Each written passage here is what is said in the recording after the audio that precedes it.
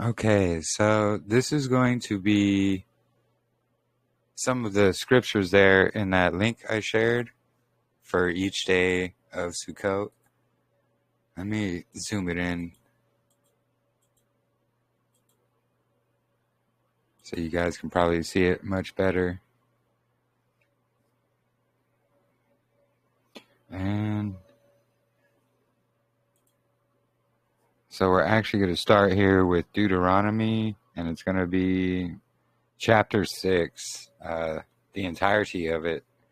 It's not too long here, 25 verses, but it's Deuteronomy chapter 6. And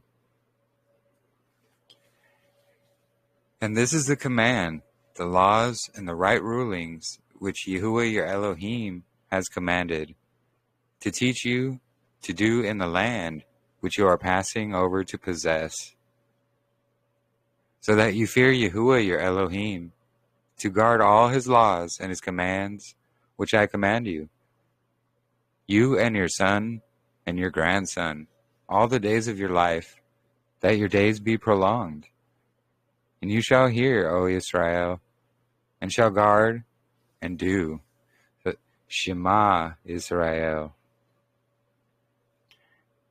that it might be well with you, and that you increase greatly, as Yahuah, Elohim of your fathers, has spoken to you, in a land flowing with milk and honey. Hear, O Israel, Yahuah our Elohim, Yahuah is one. And you shall love Yahuah your Elohim with all your heart, and with all your being, and with all your might.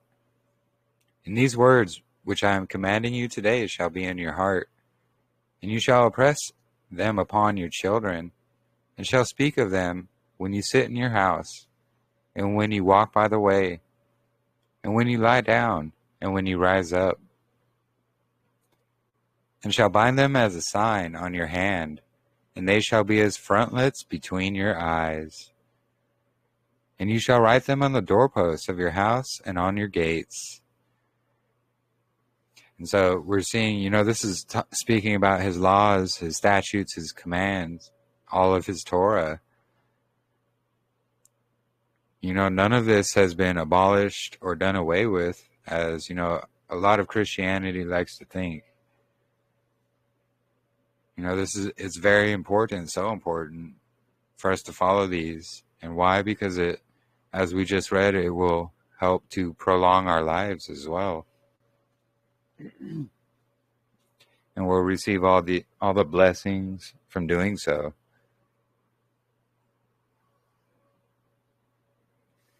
All right, so continuing here in verse 10. And it shall be when Yahuah your Elohim brings you into the land of which he swore to your fathers, to Abraham, to Yitzhak, and to Jacob, to give you great and good cities which you did not build. Pretty interesting, huh? Give great and good cities which you did not build. Kind of like the Tartarian narrative there, which I did want to touch on a bit today. Just kind of interesting it comes up there. Anyways, let me continue. And houses filled with all kinds of goods, which you did not fill, and wells dug, which you did not dig, vineyards and olive trees, which you did not plant, and you shall eat and be satisfied. Be on your guard, lest you forget Yahuah, who brought you out of the land of Mitzrayim, from the house of bondage. Fear Yahuah, your Elohim, and serve him, and swear by his name. Do not go after other mighty ones, the mighty ones of the people who are all around you. For Yahuah your Elohim is a jealous hell in your midst, lest the displeasure of Yahuah your Elohim burn against you. Then he shall destroy you from the face of the earth. Do not try Yahuah your Elohim as you tried him in Massah. Diligently guard the commands of Yahuah your Elohim, and his witnesses, and his laws, which he has commanded you. And you should, and you shall do what is right and good in the eyes of Yahuah, that it might be well with you, and you shall go in and possess the good of the land, which Yahuah swore to you and your fathers, to drive out all your enemies from before you, as Yahuah has spoken. When your son asks you in time to come, saying, what is the meaning of the witnesses and the laws and the right rulings, which Yahuah our Elohim has commanded you? Then you shall say to your son, we were slaves of Pharaoh in Mizraim, and Yahuah brought us out of Mizraim with a strong hand. And Yahuah sent signs and wonders, great and grievous, upon Mizraim, and upon Pharaoh, and upon all his household before our eyes. And he brought us out from there to bring us in, to give us the land which he swore to our fathers. And Yahuah commanded us to do all these laws, to fear Yahuah our Elohim, for our good always, to keep us alive as it is today. And it is righteousness for us when we guard to do all this command before Yahuah our Elohim, as he has commanded us. And we see, it's righteousness to do all the laws and the commands as he commanded us. It's so important. Unfortunately, those stuck in churchianity believe, these are all done away with and abolished, and, they call it sin. Well, all throughout scriptures, it's called righteousness and light, the word of Yahuah. And we know the living word is Messiah. And so our next reading is going to be 1 Kings chapter 8. And it's going to be the entire chapter it shows here. So it's quite a bit long. We'll see 66 verses. But it's all right.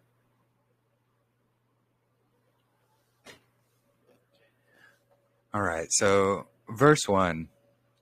Then Shalom assembled the elders of Israel and all the heads of the tribes, the chief fathers of the children of Israel, to sovereign Shalom in Jerusalem, to bring up the ark of the covenant of Yahuah from the city of David, which is Zion. And all the men of Israel assembled to sovereign Shalom at the festival in the month of Ethanim, which is the 7th month. Interesting how it's talking about Sukkot, the 7th month. And all the elders of Israel came, and the priest took up the ark, and brought up the ark of Yahuah, and the tent of meeting, and all the set-apart utensils that were in the tent. And the priests and the Levites brought them up. And sovereign Shalom and all the congregation of Israel who had assembled with him were with him before the ark, slaughtering so many sheep and cattle that they could not be counted or numbered. And the priest brought in the ark of the covenant of Yahuah to its place, into the speaking place of the house, to the most set-apart place, under the wings of the cherubim.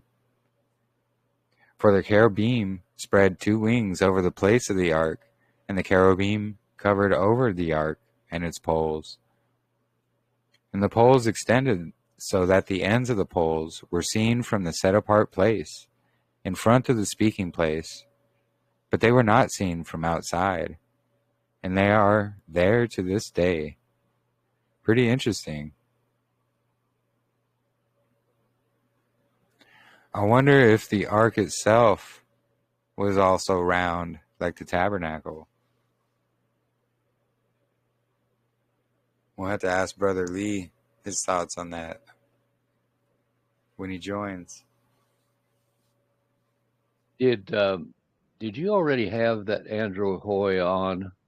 Because if you did, I missed it. Say that again, sorry. Did you have, is it Andrew Hoy? Did you have him on a presentation recently? No, we Oh, didn't, okay. but yeah, it was Ezekiel's Key that had him on. And Lee said he was going to try to get him on with us as well at some point. Okay, that's what I was wondering, whether or not you had him on Yeah, yet. not yet, Because but I can't wrap my head around that. I don't know whether it was him, but I read some material on this very same subject about 10 years ago.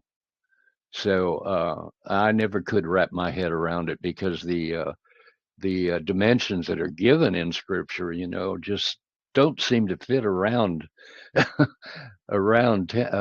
tabernacle to me. well, Andy Hoy he's an engineer. So what he did was read through what Scripture says, and from an engineering standpoint, it turns out it was a circle or dome. And he goes into pretty good detail as to why. And I believe it's true because, he was building a copy of what he saw in the heavens. And so that's what he sees, the same with our, Earth here. We The live on a flat flat Earth, plate. yeah. Yeah, with the dome above it. So he was just basically copying that and building it into the tabernacle. And Brother It, Lee actually, he knows a lot about the round tabernacle there. He can probably explain it a lot better. Hopefully he joins up later. okay. We'll be able to ask him. Yeah, that's But important. It's never left my mind, all these years. And when I heard that he was having presentations again, or having presentations, I was very interested. I just, something that I just is completely foreign to me still. So,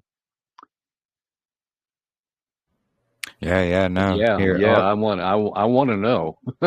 yeah, Definitely, I think it's important to know these things. definitely.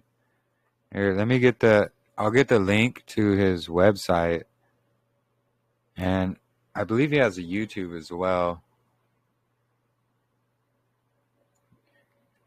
Give me 1 second. My phone is loading up here. I know that Abi Ben Mordecai had him on uh, an audio an audio thing on Hebrew Nation Radio here a few weeks ago, but it's kind of hard to get something like that on an audio. And yeah, they weren't really specific anyway as to how it was built or anything. Only the roundness of it. They discussed that, and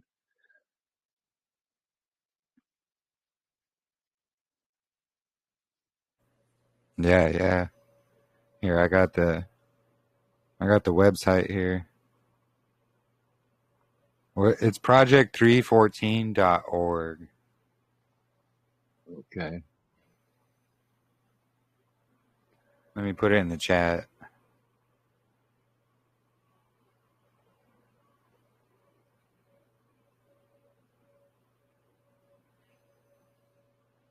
All right, there.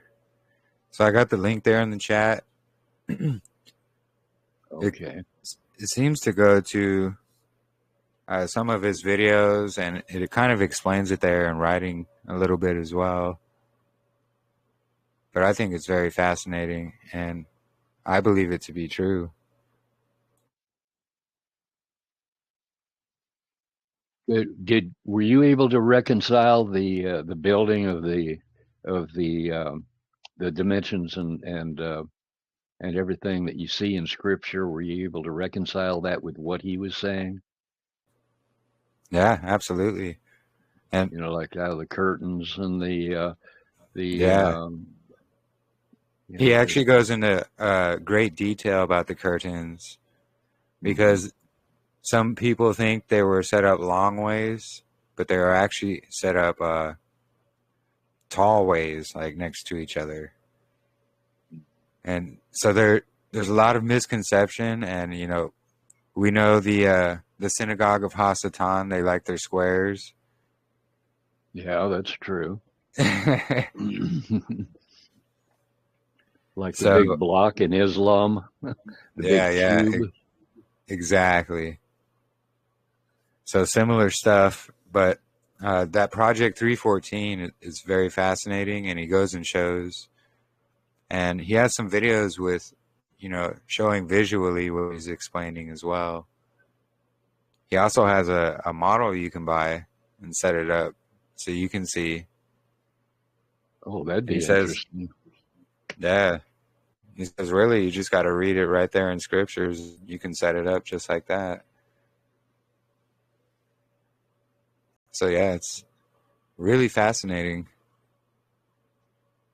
And I was planning on getting one of those models as well, actually. Lee was saying he can get a discount for them. So we'll have to wait for Brother Lee to join up. Hopefully he does. And we'll ask him all kinds of questions.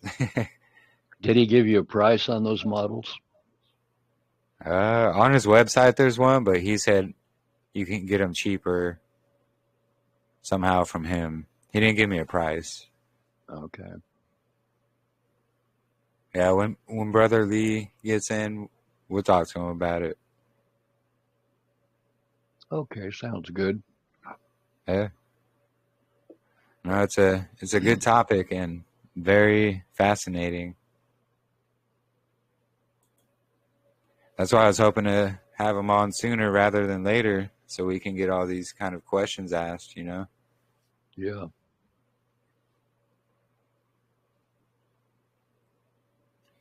All right, where was I here? Oh, yeah, so 1 Kings 8, so verse 9, continuing in verse 9. So there was not in the ark only the 2 tablets of stone which Moshe put there at Horeb, where Yahuah made a covenant with the children of Israel, when they came out of the land of Mitzrayim. And it came to be, when the priests came out of the set-apart place, that the cloud filled the house of Yahuah,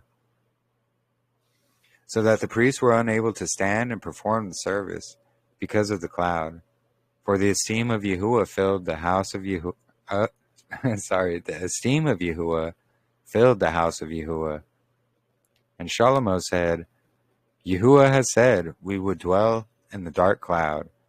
I have indeed built you an exalted house, an established place for you to dwell in forever. And the sovereign turned around and blessed all the assembly of Israel, while all the assembly of Israel was standing. And he said, Blessed be Yahuah Elohim of Israel, who spoke with his mouth to my father David. With his hand has filled it, saying, Since the day I brought my people Israel out of Mitzrayim, I have chosen no city from any tribe of Israel in which to build a house for my name to be there, but I choose David to be over my people Israel. And it was in the heart of my father David to build a house for the name of Yahuah, Elohim of Israel. But Yahuah said to my father David, Because it has been in your heart to build a house for my name, you did well that it was in your heart. Only, you do not build the house, but your son, who is coming from your loins. He does build the house for my name. Now Yahuah has established his word, which he spoke.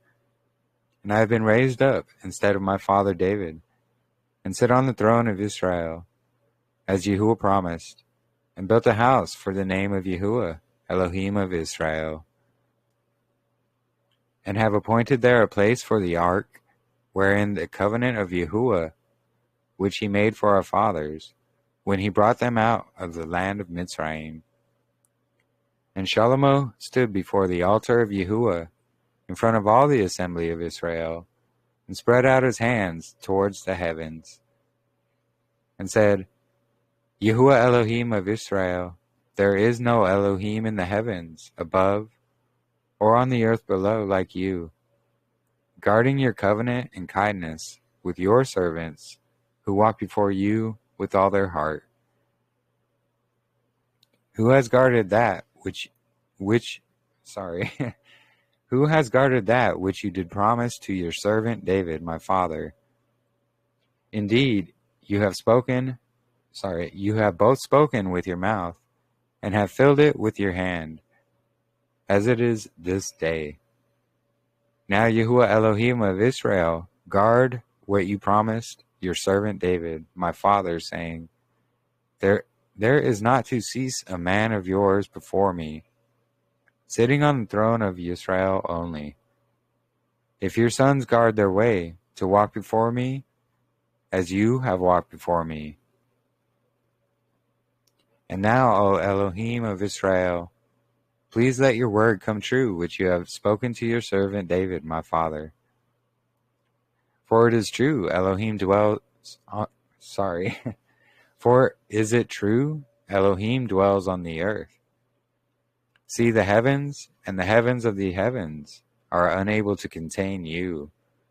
How much less this house which I have built? Yeah, pretty interesting.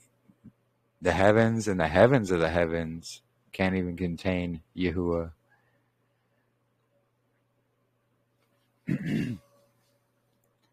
Yet shall you turn to the prayer of your servant and his supplication, O Yahuah my Elohim, and listen to the cry of the prayer which your servant is praying before you today. For your eyes to be open towards this house night and day, towards the place which you have said, my name is there, to listen to the prayer which your servant makes towards this place. Then shall you hear the supplication of your servant and of your people, Israel, when they pray towards this place, when you hear in your dwelling place, in the heavens, and shall you hear and forgive? If anyone sins against his neighbor, and he has lifted up an oath on him, to cause him to swear, and comes and swears before your altar in this house, then hear in the heavens, and act rightly, rule your servants. Act rightly rule your servants, declaring the wrongdoer wrong, bringing his way on his head, and declaring the righteous right by giving him according to his righteousness. When your people Israel are smitten before an enemy, because they have sinned against you, and they shall turn back to you and confess your name, and pray and make supplication to you in this house, then hear in the heavens, and forgive the sin of your people Israel, and bring them back to the land which you gave to their forefathers. When the heavens are shut up, there is no rain, because they sinned against you. When they pray towards this place, and confess your name, and turn from their sin, because you afflict them, then hear in the heavens, and forgive the sin of your servants, your people Israel, for you teach them the good way in which they shall walk, and shall give rain on your land, which you have given to your people as an inheritance. When there is scarcity of food in the land, and when there is pestilence, blight, mildew, locusts, grasshoppers, when their enemy distresses them in the land of their cities, any plague, any sickness, whatever prayer, whatever supplication made by any one of all your people, Israel, each knowing the plague of his own heart, and shall spread out his hands towards this house, then hear in the heavens your dwelling place, and forgive, and act, and render unto everyone according to all his ways, whose heart you know, because you alone, know the hearts of all the sons of men. Yeah, it's very true. So that they fear you in all the days that they live in the land which you gave to our fathers. Also concerning a foreigner, who is not of your people Israel, but has come from a far land for your name's sake, since they hear of your great name, and your strong hand, and your outstretched arm, and he shall come and pray towards this house. Interesting, also the foreigner, anybody who wants to join in, they're more than welcome.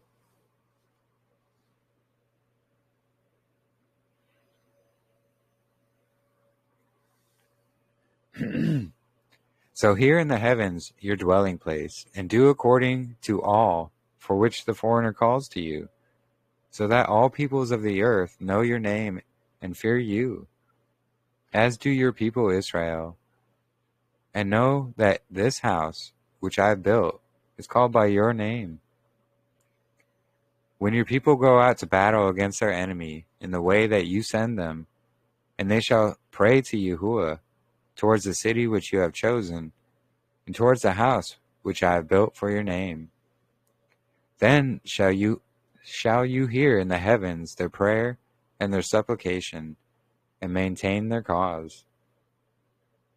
When they sin against you, for there is no one who does not sin, and you become enraged with them, and give them to the enemy, and they take them captive to the land of the enemy, far or near, and they shall turn back unto their heart into the land where they have been taken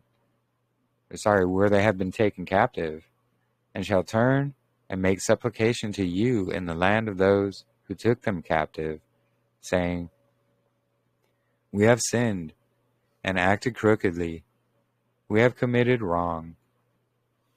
And they shall turn back to you with all their heart and with all their being in the land of their enemies, who led them away captive, and shall pray to you towards their land which you have gave to their fathers, the city which you have chosen, and the house which I have built for your name. Then shall you hear in the heavens, your dwelling place, their prayer and their supplication, and maintain their cause, and forgive your people who have sinned against you, and all their transgressions which they have transgressed against you, and give them compassion before those who took them captive, and they shall have compassion on them. For they are your people and your inheritance, who you brought out of Mitzrayim, out of the iron furnace. Let your eyes be open to the supplication of your servant, and the supplication of your people Israel, to listen to them whenever they call you. For you have separated them unto yourself for an inheritance out of all the people of the earth, as you spoke by the hand of your servant Moshe, when you brought out our forefathers out of Mitzrayim, O Master Yahuah. And it came to be, when Shalom had ended praying all this prayer and supplication to Yahuah, that he rose up from before the altar of Yahuah, from kneeling on his knees, with his hands spread up to the heavens. And he stood and blessed all the assembly of Israel with a loud voice, saying, Blessed be Yahuah, who has given rest to his people Israel, according to all that he promised. There has not failed one word of all his good word, which he promised through his servant Moshe. And notice how Shalom was praying. He was kneeling on his knees with his hands spread up to the heavens.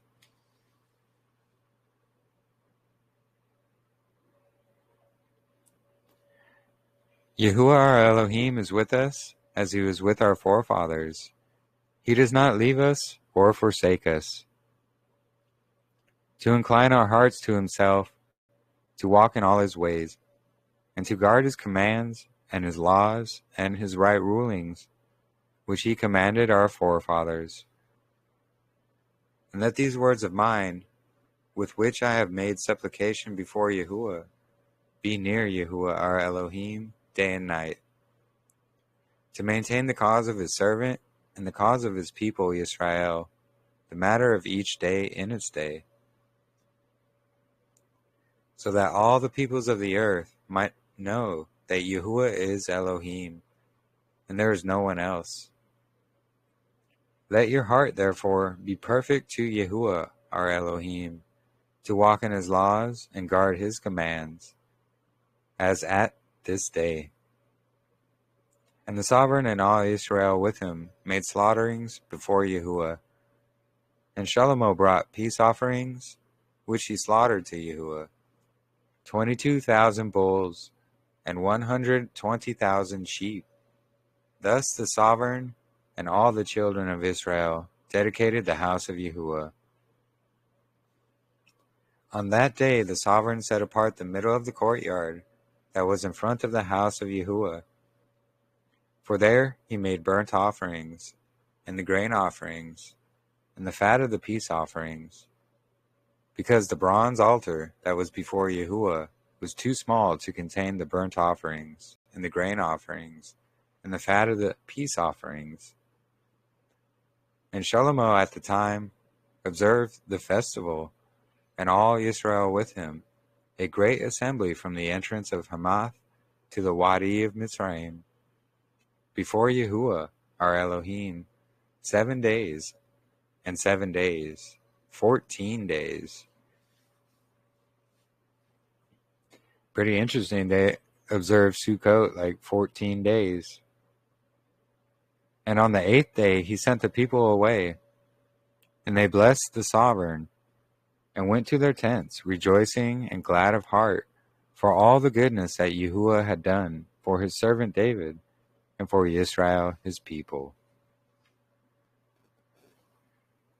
Pretty remarkable.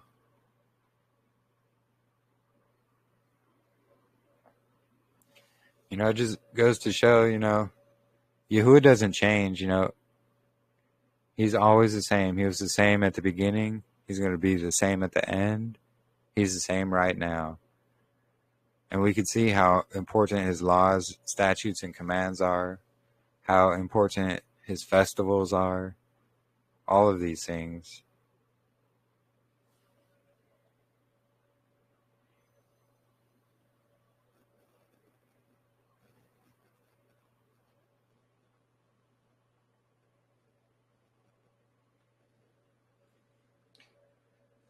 All right, so our next one up is going to be John, the entirety of chapter 7.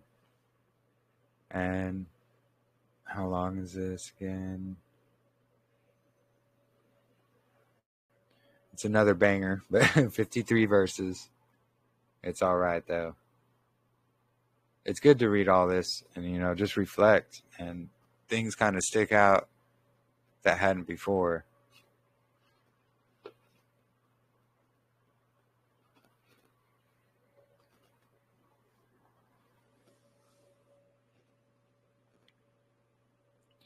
All right, so this is going to be John chapter 7. And after this, Yahushua was walking in Galilee, for he did not wish to walk in Yehudah, because the Yehudim were seeking to kill him. And the festival of the Yehudim was near, the festival of booths. So his brother said to him, "Get away from here and go into Yehudah, so that your taught ones also see the works that you are doing. For no one acts in secret, while he himself seeks to be known openly. If you do these works, show yourself to the world." For even his brothers did not believe in him. Yahushua therefore said to them, "My time has not yet come, but your time is always ready. It is impossible for the world to hate you, but it hates me because I bear the witness of it, that its works are wicked. You go up to this festival. I am not yet going up to this festival, for my time has not yet been filled." And so we can see at the beginning, John's making the distinction, like it was the Yehudim's festival of Sukkot. And he didn't want to go up at that time because the true festival of Sukkot wasn't up yet. But he did end up going a few days later, and this is where I believe is the true Sukkot was starting, so that's why he went.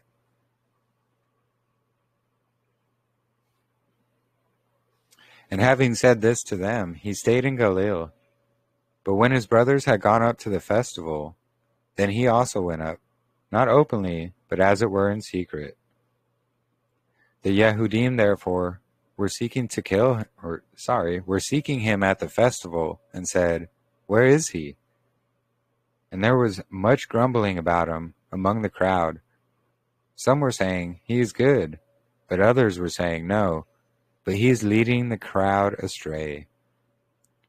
However, no one spoke openly of him for fear of the Yehudim. And about the middle of the festival, Yahushua went up into the set-apart place, and he was teaching. And the Yehudim were marveling, saying, How does this man know letters, not having learned? Yahushua answered them and said, My teaching is not mine, but his who sent me. If anyone desires to do his desire, he shall know concerning the teaching, whether it is from Elohim or whether I speak from myself. He who speaks from himself is seeking his own esteem, but he who seeks the esteem of the one who sent him is true, and no unrighteousness is in him. Did not Moshe give you the Torah? Yet not one of you does the Torah. Why do you seek to kill me? Yep, exactly. The crowd answered and said, You have a demon who seeks to kill you?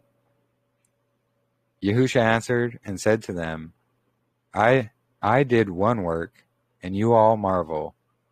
Because of this, Moshe has given you the circumcision. Through it, though it is not from Moshe, but from the fathers, and you circumcise a man on the Sabbath. If a man receives circumcision on the Sabbath, so that the Torah of Moshe should not be broken, are you not wroth with me, because I made a man entirely well on the Sabbath? Do not judge according to the appearance, but judge with righteous judgment. Therefore, some of them from Jerusalem said, Is this not he who they are seeking to kill? And see, he speaks boldly, and they say none at all to him. Could it be that the rulers truly know that this is truly the Messiah? But we know where this one is from. And when the Messiah comes, no one knows where he's from.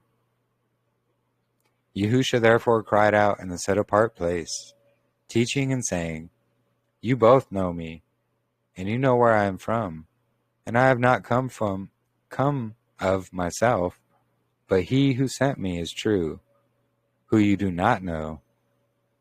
But I know him, because I am from him, and he sent me. So they were seeking to seize him, but no one laid a hand on him, because his hour had not yet come. And many of the crowd believed in him, and said, When the Messiah comes, shall he do more signs than these, which this one did? And the Pharisees heard the crowd muttering these matters concerning him. And the Pharisees and the chief priests sent officers to seize him. Therefore Yahushua said to them, Yet a little while I am with you, then I go to him who sent me. You shall seek me, and you shall not find me, and where I am, you are unable to come. The Yehudim therefore said to themselves, Where is he where is he about to go, that we shall not find him? Is he about to go to the dispersion among the Greeks, and to teach the Greeks? What is this word which he said, You shall seek me, and you shall not find me, and where I am, you are unable to come? On the last day, the great day of the festival, Yahushua stood and cried out, saying, If anyone thirsts, let him come to me, and let him who believes in me drink. As the scriptures said, out of his innermost shall flow rivers of living water. And this he said concerning the Spirit, which those believing in him were about to receive. For the set-apart spirit was not yet given, because Yahushua was not yet esteemed. Many from the crowd, when they heard the word, then said, "This truly is the prophet." Others said, "This is the Messiah." But others said, "Does the Messiah then come out of Galilee? Did not the scriptures say that the Messiah comes from the seed of David and from the village of Bethlehem, where David was?" So division came about among the people because of him, and some of them wished to take him, but no one laid hands on him. The officers therefore came to the chief priests and the Pharisees, and they said to them, "Why did you not bring him?" The officers answered, "Never has any man spoke like this man." The Pharisees therefore answered them, "Have you also been led astray? Has anyone of the rulers of the Pharisees believed in him? But this crowd that does not know the Torah is accursed." Then Nicodemus, he who came to Yahushua by night, being one of them, said to them, Does our Torah judge the man unless it hears first from him and knows what he is doing? They answered and said to him, Are you also from Galilee? Search and see that no prophet has arisen out of Galilee. And each one went to his own house. So yeah, pretty amazing stuff. And, it's all centered around Sukkot.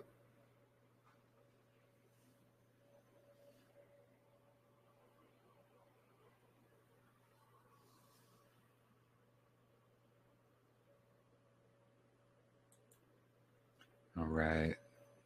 So the next one up will be Psalm 119. And this one is going to be, what is it?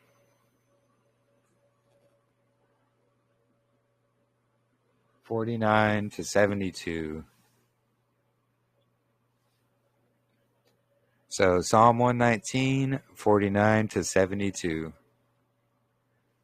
So remember the word to your servant, on which you have caused me to wait.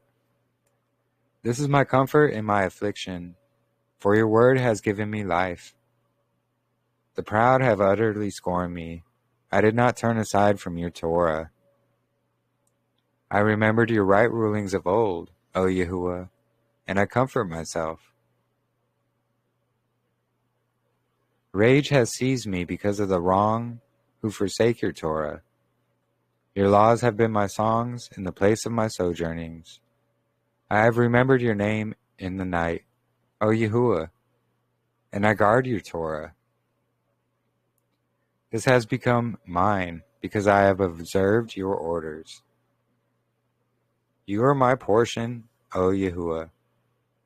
I have promised to guard your words. I have sought your face with all my heart. Show me favor according to your word. I have thought upon my ways and turned my feet to your witnesses. I have hurried and did not delay to guard your commands.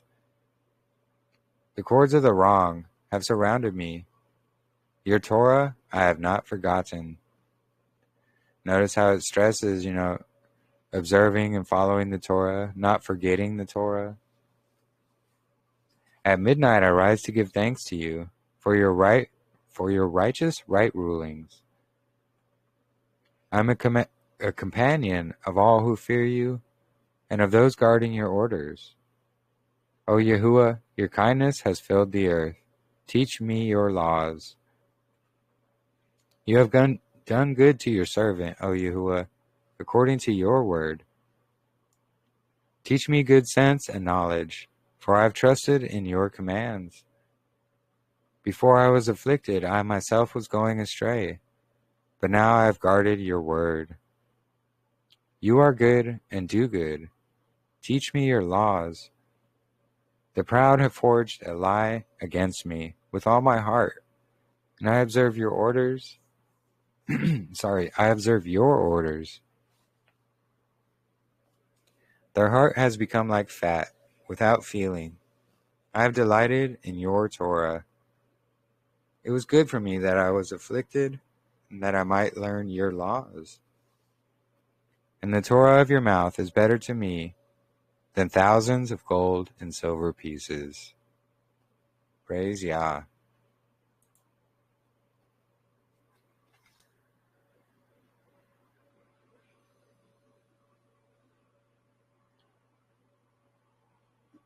And this is going to be Psalm 126. And let's see, 126, 27, and 28. And hey, are you in here, Brother Lee? I see you typing there in chat. And by the way, Shabbat Shalom, everybody just joining. Glad you all can make it. Shabbat Shalom to you and everybody there. Shabbat Shalom. Shabbat Shalom. Yeah, so we're just finishing up these couple chapters here in Psalms. And, you know, all these verses have things to do with Sukkot, the importance of his Torah, and the importance of his festivals as well.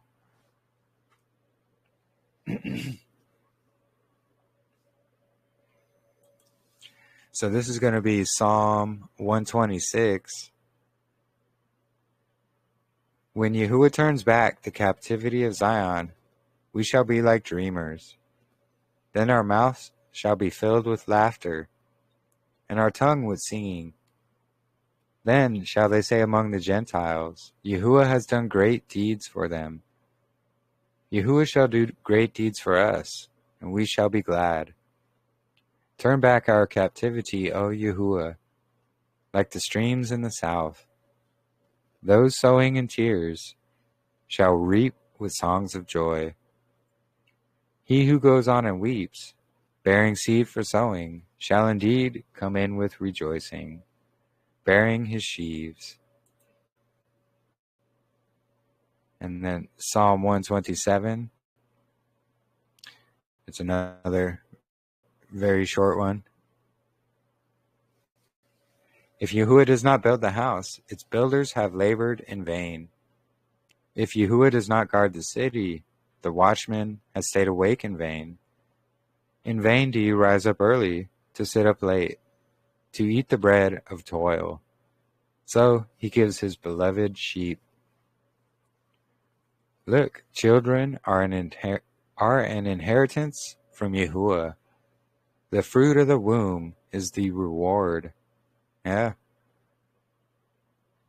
As arrows in the hand of a mighty man, so are the children of one's youth. Blessed is the man who has filled his quiver with them, and they are not ashamed when they speak with their enemies in the gate.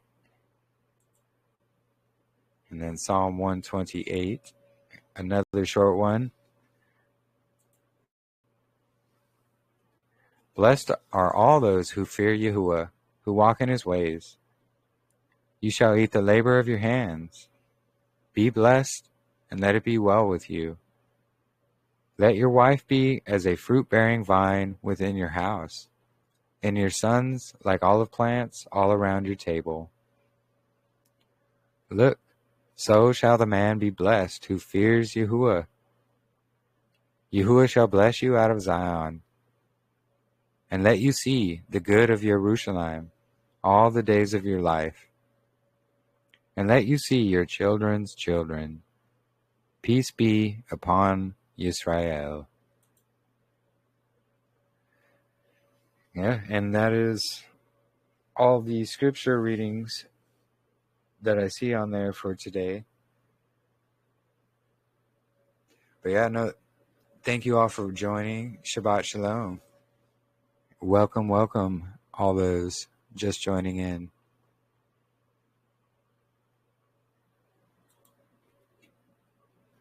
So, does anybody else have anything they'd like to add, or like to talk about how their Sukkot's going, or anything? Feel free. I'm just living in a tent, nothing fancy. That's what it's about.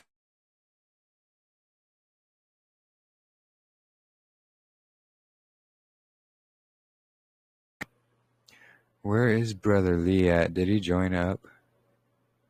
No, hold on 1 second.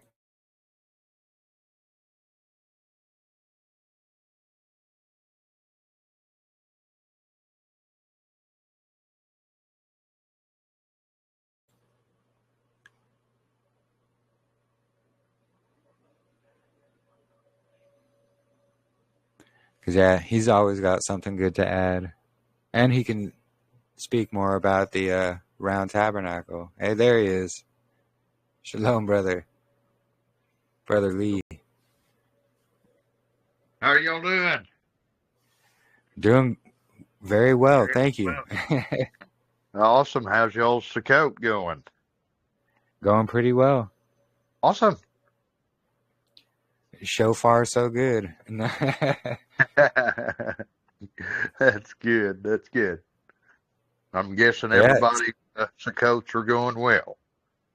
Yeah. Great. So we were just reading some verses, and the round tabernacle came up, and the possibility of the ark itself being round. What are your thoughts about that? Of course. If you didn't know, the lid that goes on the ark is a crown. Wow, that makes sense. It's a crown. Yeah. Because it's talking about the rods and how, they can't be seen from the outside, but they're in there. Uh-huh. And that, the round tabernacle came to my mind. I can't help but think about Mount Zion as a picture of the tabernacle and how it's hollow from the top down in the north, from the top down. And I just think about the tent that was rent from the top to the bottom in the temple. Kind of similar to the Mount Zion. You got the top of Mount Zion, but it's like it's hollowed out. There's scriptures in there that talk about how Moshe was in the mountain and then on top of the mountain. There's two different things. It's like the Ruach can come upon you, but it can also be dwell in you. Two different things.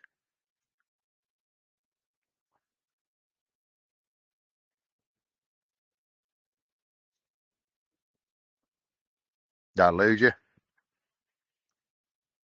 No, I'm still here. No, yeah, absolutely. Yeah.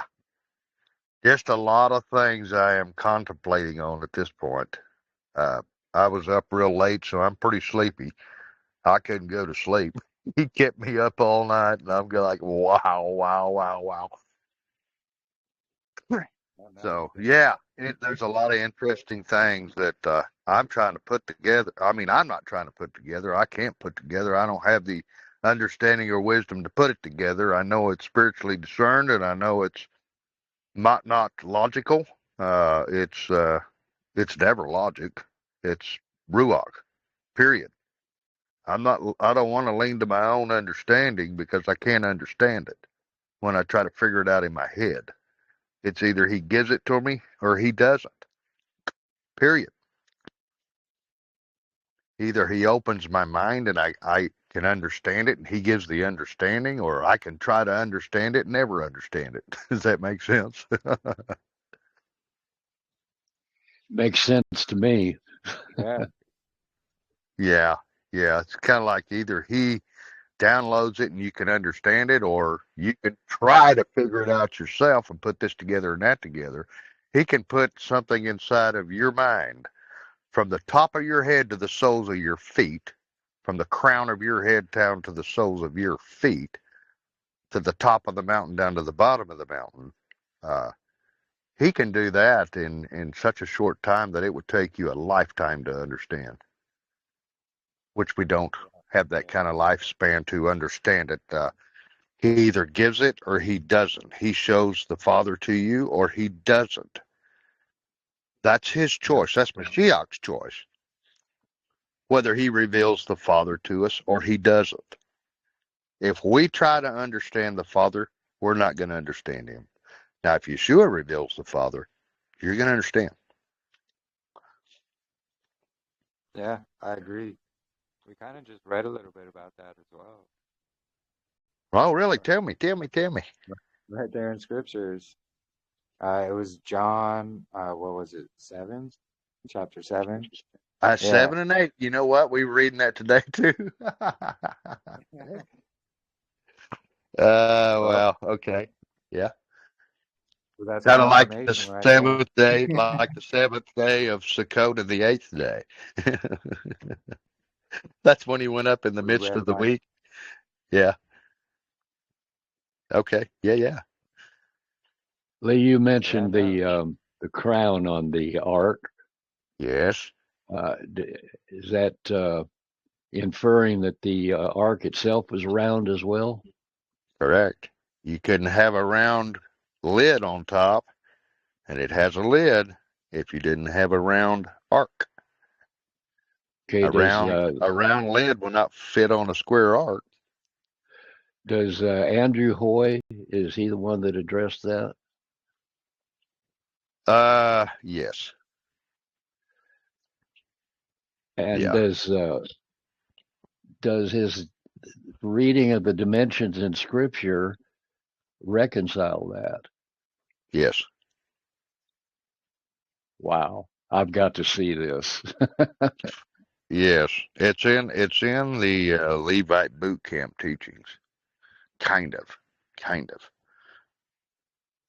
Andy likes to say things just like the other day when he was speaking, or you were there, Jeremy, No. when he came on. He says things, but he doesn't just come out and say it. And remember me coming on there and I saying, in other words, it's round. You remember me saying that? Yeah. In other words, he didn't tell you that, but he told you that. That's kind of like the way Mashiach taught. He says something. Did he literally say something? He says something, but he didn't actually say it that way. But it's like those that have Parables. ears to hear. Those that have ears to hear, let them hear, right? Yeah. Interesting. Because people can speak and you can hear one thing and another person hear another thing, but I guess it goes with your perception. How are you perceiving it? Like Mashiach said, he said, how do you hear? Be careful how you hear. Okay, you might hear scripture, but did you hear scripture? Because I believe it's spiritually discerned. I believe it's in code. Even the words. He's alluding to something.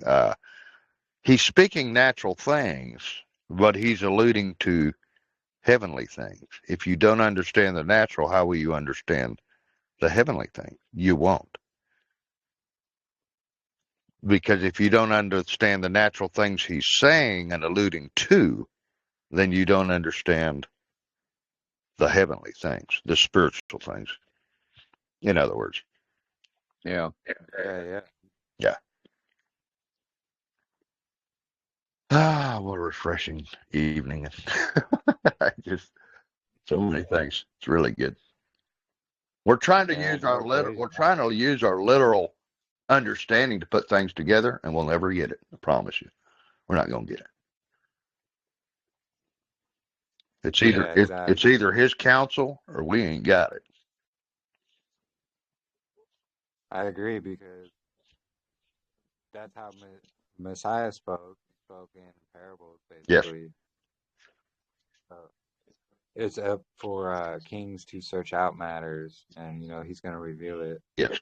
If it were simple to understand, everybody would be following it. Here's my question. When he told you the kingdom is within you, why are you looking up for a kingdom to come when the kingdom's already here in you? You just don't know how to tap into what's already in you. Makes Well, sense. that can be misconstrued as well. That's what a lot of New Agers No. used to say. No. Messiah said the kingdom No, within you. Yeah. yeah, meaning that it's not the kingdom literally, like there's the kingdom still there, but we can tap into it, and that's how it can be inside It's of the us. king. Because a lot of It's the king's oh, go ahead. dominion that is in you. Yeah, that's Yeah. what I was looking for. Yeah, Yes. there you go. Yeah,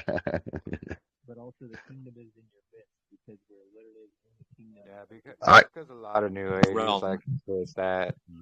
Look, the kingdom's already come, so and it's yes, inside of us. So don't worry yes, about it. yes. But that's not what we're saying Yeah. here. What I'm saying is Mashiach in you. Okay? Yeah. That's what I'm saying.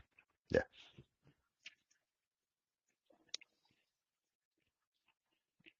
Anyway, yeah,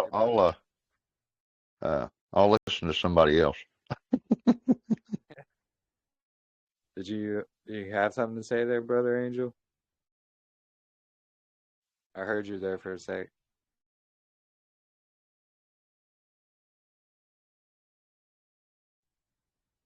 Maybe not. Yeah, sorry. I had the phone.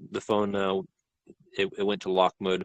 Yeah, I was just saying that the kingdom is within you because the Ruach's within you, but also it's in your midst, and as part of the basically spiritual blindness or just people not really knowing and understanding that we're in the realm of Yahuah.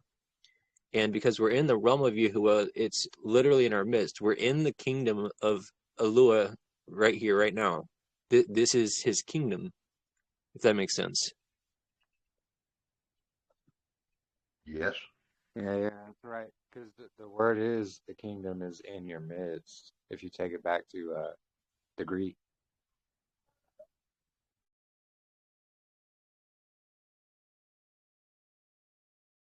Yeah, no, interesting. I would agree with that.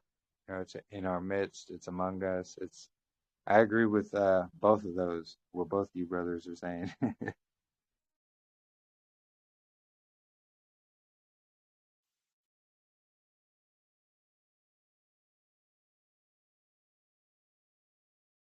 I just thought it was interesting right there in what was it? I think it was Leviticus.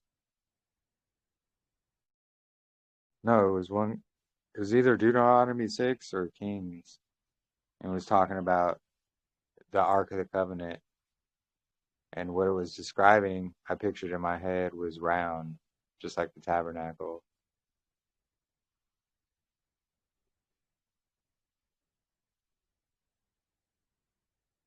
Which it was Noah's Ark was around too. Yeah, I remember you mentioned. You know what's Yeah. interesting about that? Sorry to interrupt, but Go ahead.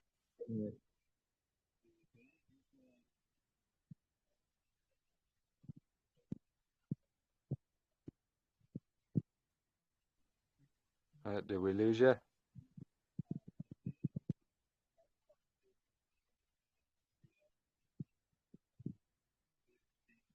Are you there? Or is it just hello? Oh, there you are. I hear you. Oh, if I recall correctly, basically the Ark of the Covenant may have indeed been round. Something like that. Yep. Yeah, I would agree, especially with what we just read too. That's how Andy Hoy got brought up, and yeah, I remember first watching him on Rob Skiba's show years ago, and he was explaining it very well. That video is probably still up. And then he was on Ezekiel's Key a couple weeks ago. Hopefully he's still planning to come make an appearance here. But we have to see with Brother Lee. He's in Florida right now. He just got through. He's trying to relocate. He's going to relocate to Florida from Wisconsin. But he was down there at Meredith's for a couple of days. So Okay, nice. For Sukkot?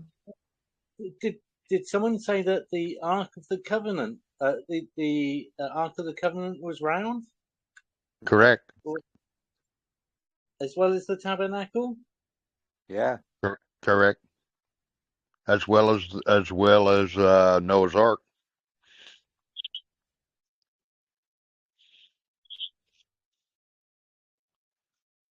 Yeah, we just read it there in it's Deuteronomy 6, I believe. And it talks about the posts and how they're inside it, but you can't see them from the outside. Well, that's kind of difficult to do on a box, you know? It would make more sense if they extended from underneath, you know, the whole thing, so you can't see them from the outside.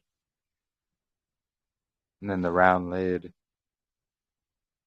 Yeah, it's just really amazing, honestly, all the connections.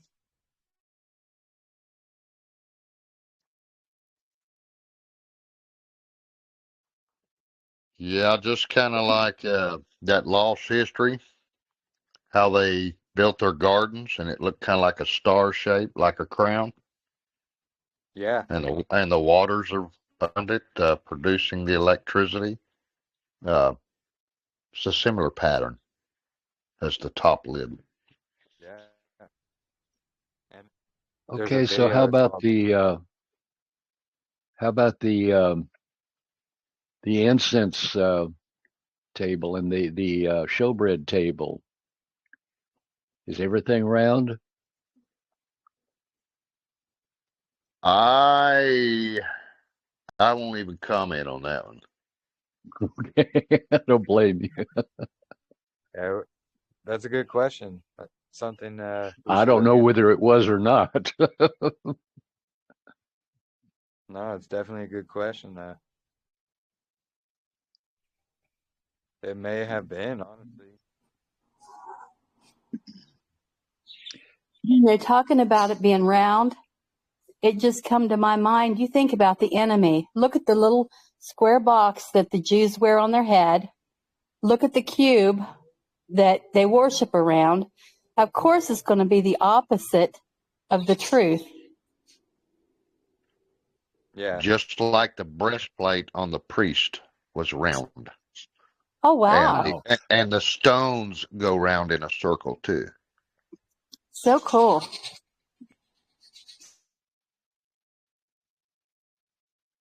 just like I think New Jerusalem is round. Like some people say it's a triangle or a square. I believe it's just a copy of what our entire, you know, Earth is. Just You know, where the, picture a mountain. yeah, Just picture what a mountain looks like. There you go.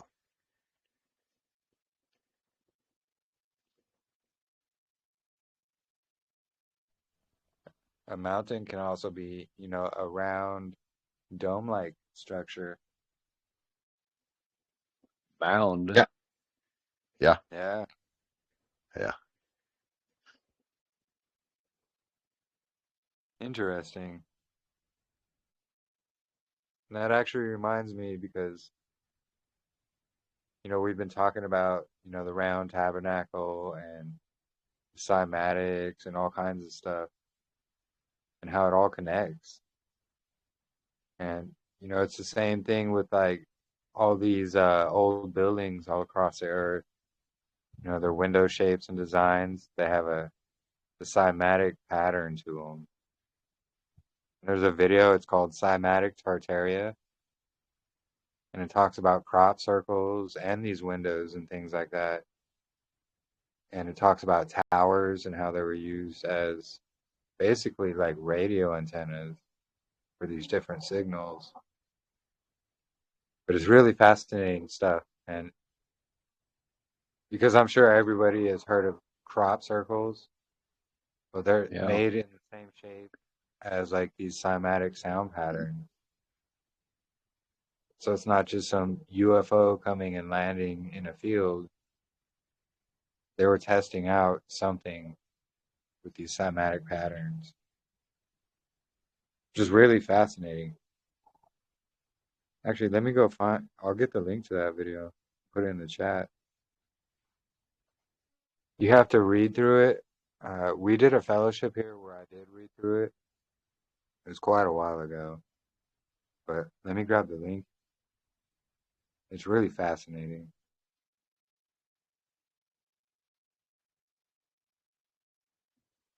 It's just like Sukkot. If you had a round tent, you would realize that's a picture of you doing Mashiach and Mashiach dwelling in you. Well, yeah, yeah. It's just like Sukkot, the marriage supper of the Lamb. It's like you dwelling with Mashiach and him dwelling in you. It's the whole picture of the table that you're eating from. The table's round also.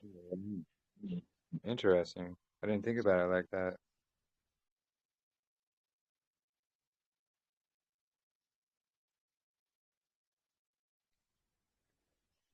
You know, that's why we get that story, Knights of the Round Table, things like that. Yep.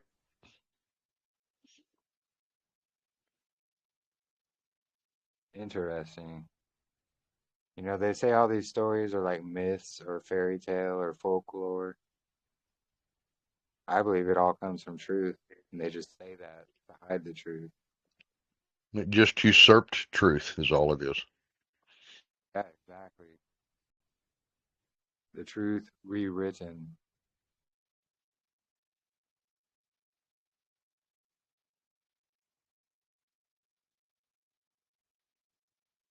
But yeah, that video there, Cymatic Tartaria is what it's called. I linked it in the chat.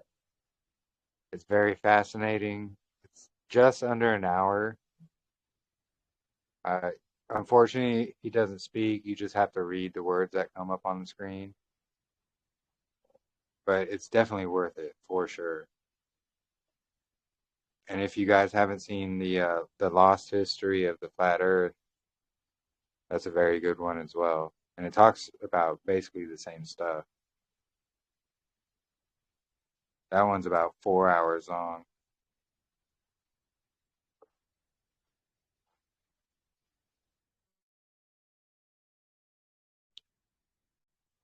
And I just find it fascinating how it all connects with the calendar as well. And all this stuff about the North. There was a video I watched earlier. It was from that Cape Hodges.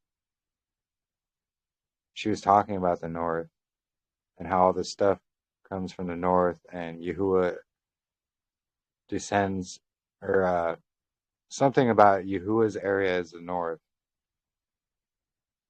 And I was just like, wow, this is all going along with what we were just speaking about with the calendar, and then all of these things. Really That's one of the reasons why I believe that they will not allow us to go to the north, is because they know, for one, according to Psalms 48, that there's massive palaces in the north. Yeah, and there's the mountain, the magnetic mountain of Yahuah. And not just that, it would prove that something else is going on that nobody told us about. Yep. Same with the South. It's just like it says Abba comes from the south and Mashiach is in the north, and how opposites attract. It's the two coming together. It's mercy Yeah. and justice kissing one another, pole and south pole, and I was able to put something together where I got free electricity. Oh,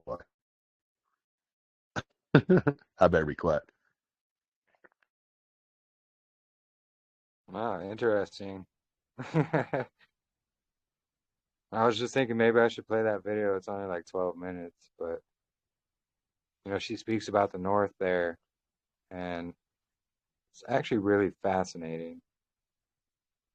Of course, I don't agree with everything she says because she speaks about the pre-trib rapture and all that. We know none of that is true. I find it interesting, and I know there are some who don't agree with Satan's little season, but what she's describing also brings validity to that. But I find it interesting is because she says, oh, Satan's little season isn't biblical. Well, actually it is. But she believes in a pre-trib rapture, which is not biblical. But then, It might be a gathering to the city before the last 3.5. Not just that, if Mashiach already came, then what they call the rapture already happened, which would have been the catching up of the saints to Mashiach when he showed up. yeah, exactly. So I just find it interesting they push the whole pre-trib rapture thing like super hard. That when they usually push something like that, the opposite is usually the truth,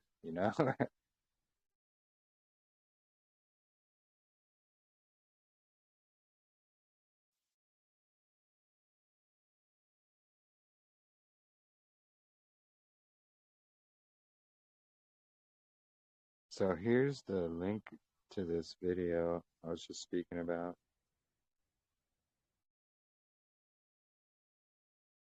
Hey, Jeremy, Yeah. when you get a chance, take the 3 names of Jesse, the father of David. Take these 3 names, Jesse, Dawid, and Boaz, and put those 3 together, and you'll see something. You'll see something in the letters in the paleo. Interesting. Well, what is it? You got me curious. Oh, I'm going to let you go look, and then when you do, then we'll talk. Lee, let us know. Come on, keep on cheering. We No, like no, no, listening go to you look. talk. No, no, no. No, We go, do. go, go, We go look. like this. Yeah, We like yeah. listening to You you know, talk. Let's have it. I've got a tree. I've got a tree out here. You wouldn't believe this. It's in the shape of a shin. It's one tree, but there's 3 big stalks, 3 big round parts coming out that goes into 3. It looks like a shin, and the one right next to it looks like the head of, or looks like the resh, and they're right beside each other. It's like the resh shin. You'll see it in those letters. It's like the resh shin. Uh, And then you got the olive, or I'm sorry, you got the sheen resh, and then you got the olive resh, and they both connect. Yeah, interesting. So yeah, That's how bad the deception is. When Hmm. people read 4 corners of the earth, they're like, man, that is so like crazy or wild, but it indeed says 4 corners. It's 4 corners, but it's looked like your clock. If you put a clock on your wall, it's round. You still got 12 o'clock, 3 o'clock, 6 o'clock, 9 o'clock. yeah, exactly. Still So, got 4 corners within a circle. and that's what I was kind of speaking about there in the chat, because yeah, I see Esme's questions, and yeah, that word for corners it's also mistranslated as corners, where it can be more like 4 sections, kind of like what Yeah, Enoch described. Like if you 4 saw, pieces of pie, 4 yeah, seasons. exactly. There's a map, if I recall correctly. and it has the regular circular flat Earth, and literal corners, like it's a footstool, right? And there's corners, and each of the corners there's angels that are blowing wind upon the Earth. So maybe there's, the way I see it is it's a square Earth with a circular inner Earth, like we know about, and basically there could be 4 angels stationed there, and they're the ones causing the wind to happen upon the Earth. Yeah. No, that reminds me of like, because of like compass with the cardinal directions, it has that little like 4-pointed star, but the compass is round. At the very point could be those 4 columns or 4 angels.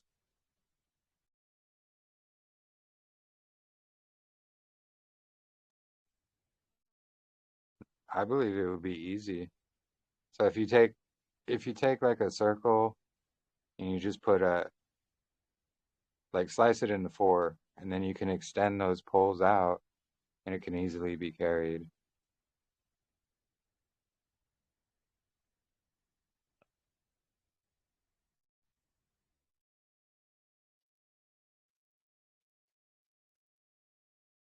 Try Or this, putting try putting 4 magnets together. Do your east and west. You know, if you flip a magnet over, it one, depending which side you've got the magnet, one will push away from each other, and if you flip it over, they'll connect to each other. If you have the north and south where they're the connecting way, and you have the east and west pulling from each other or pushing away from each other, it's almost like the east against the west. You'll find out some power solutions. yeah, interesting.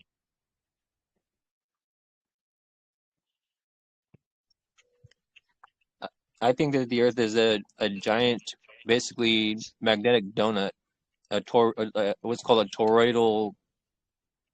I guess it would Yeah, be Agree, toroidal plane. agree, agree. In the middle's the ether, where all the power comes from. Yes. that's why they don't let it go to the north, because of that toroidal, and it extends all the way up to Yahuah and heaven. And that's kind of what that video she was explaining, the same thing, and how Polaris is actually because all the stars circle around Polaris. She was saying, yeah, she was saying how No, I Polaris just thought of is, something. I just thought of something. How the police always enforce the law, and they're always eating donuts. right? Oh, that interesting. Oh goodness! Why my mind went there, I have no idea.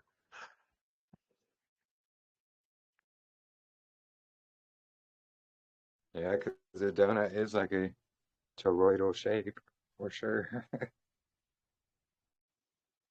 It's called the Hey, flower of Lee. life. Yeah.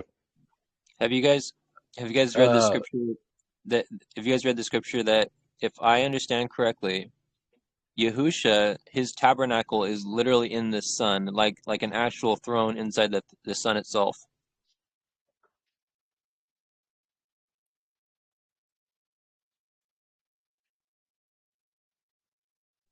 It might be in Psalms. Interesting. If you haven't, maybe I'll find it and I'll share it with you.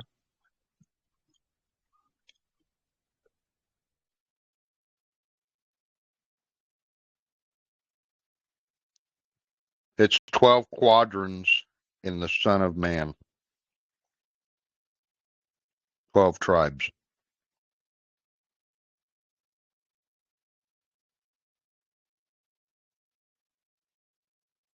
Interesting.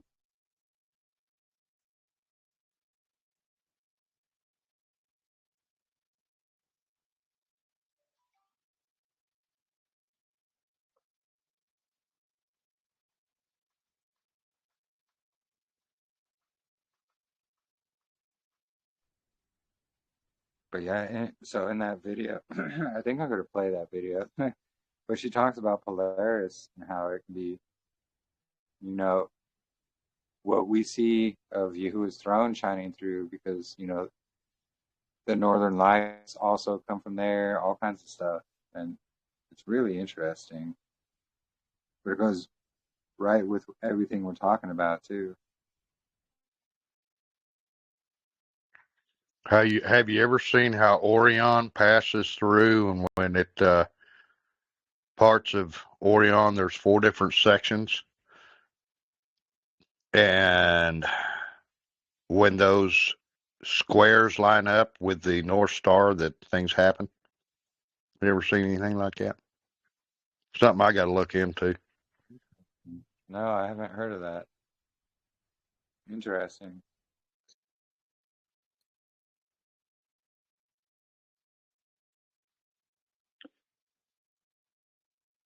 Hey, Lee, Yes, sir. what script is that in when you said Jesse, David, and Boaz? Is it Oh, the it's old just in your script, pictorial, or is the old well? There's pictorial. like okay, well, like the first one is It, the actual picture of a bullhead. yeah. Uh-huh. Okay. That would be your olive. Strength and power, where it all comes from, the Father above. Yeah, right. Yeah, I just wanted to be sure because there's a middle script and a late script that comes after the paleo. Uh-huh. Okay, I've got that down. I don't. Is it just the first? Are you taking the name itself and getting The all the whole letters of the name. name? The Oh, okay. whole name. The whole name. Okay, I got some more And work to do then. go to the root words. Okay, Don't and look at the definition. Go to the root.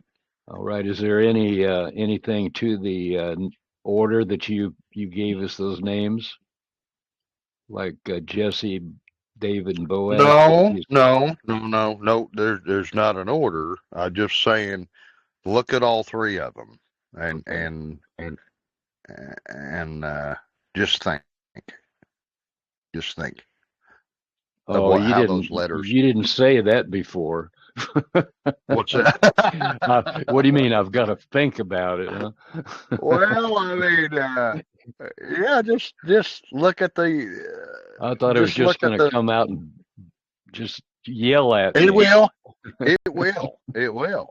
You just keep looking Okay. at it, staring at it, and finally you see it. It's kind of like we read the scriptures 100 times, and all of a sudden, the 100th time, it just jumps out, right? I'll probably have to do it 100 times. Okay, then you'll get 100-fold. Yeah. Wow, can't wait.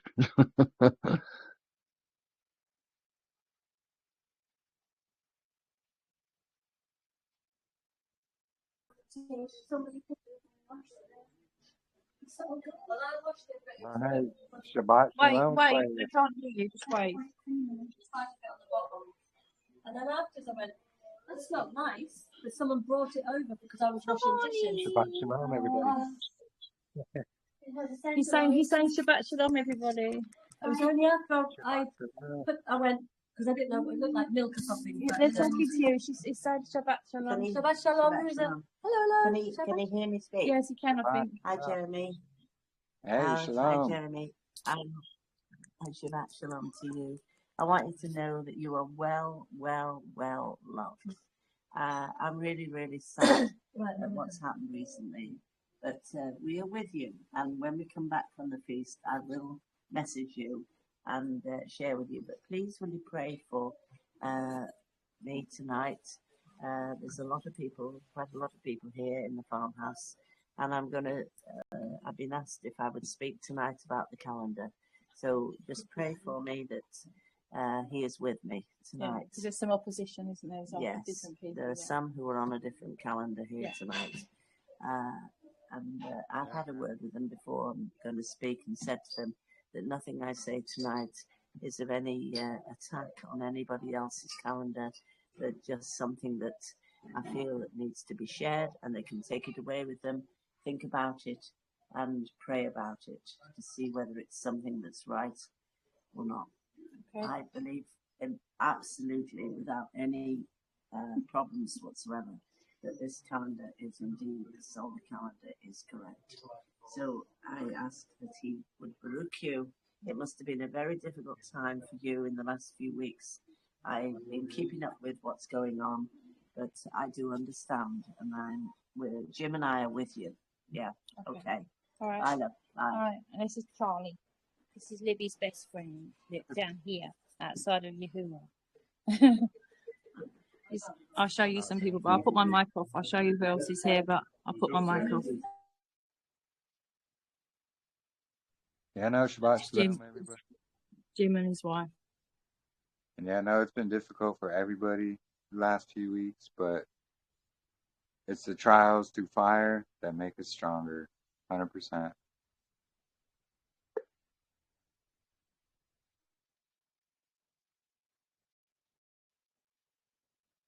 I'm still looking for that verse, but there's a scripture. You know how they say looking at the sun is bad for us? Yeah. There's a scripture that says that something along the lines of how it's good for the eyes of men to see the sun, or good for the eyes to see the sun, or something like that. Kind of a random thought, but Hey, Angel. yeah. I'll tell you what happened to me. I went out one morning, I guess it was around 10 o'clock, and I just stared at the sun to where you couldn't see the light around it, just the circle. And I did this 3 times. I closed my eyes, and the first color that I saw with my eyes closed was a sapphire blue. The prettiest blue I've ever seen. I know what the true blue looks like. And then it turned to purple. And it kept changing as I kept my eyes closed to different colors.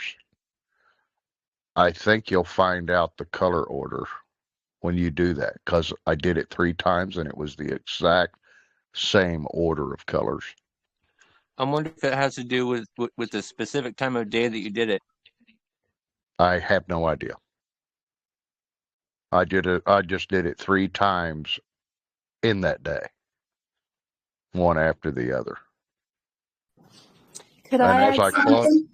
as I closed my eyes, the first color I saw was this beautifulest blue from staring at the sun and closing your eyes after you do it. And I probably looked at the sun for probably, I don't know, 10 seconds. I just thought it was pretty interesting. And it did it all 3 times. Same color order.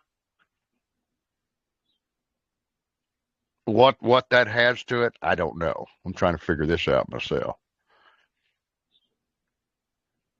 Lee, I agree with that. I live up in Ohio, and I was living up near Cleveland when we had the last eclipse, the last total eclipse, and we got totality where we were. And so my whole family was there at my daughter's house. And I said, you know what? They tell us not to look at an eclipse. And I thought, if they told me not to, I'm going to. And I stared up when the eclipse was happening. And what I witnessed was not a moon coming, which we know that probably wasn't the moon. What I seen was a little black orb come in front of the sun, and it blew up all at once and then disappeared. And I thought that was weird. I didn't expect that. I have never done that, so I've never tried that. Well, I'm not blind, and it's been over a year. I've got good eyesight.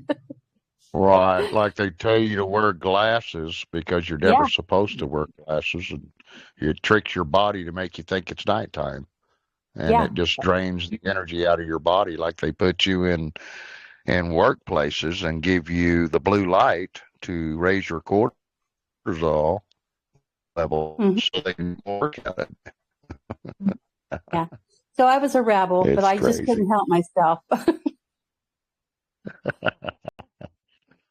Yeah, we're about to see, understand some things we thought the prophets longed to see this day.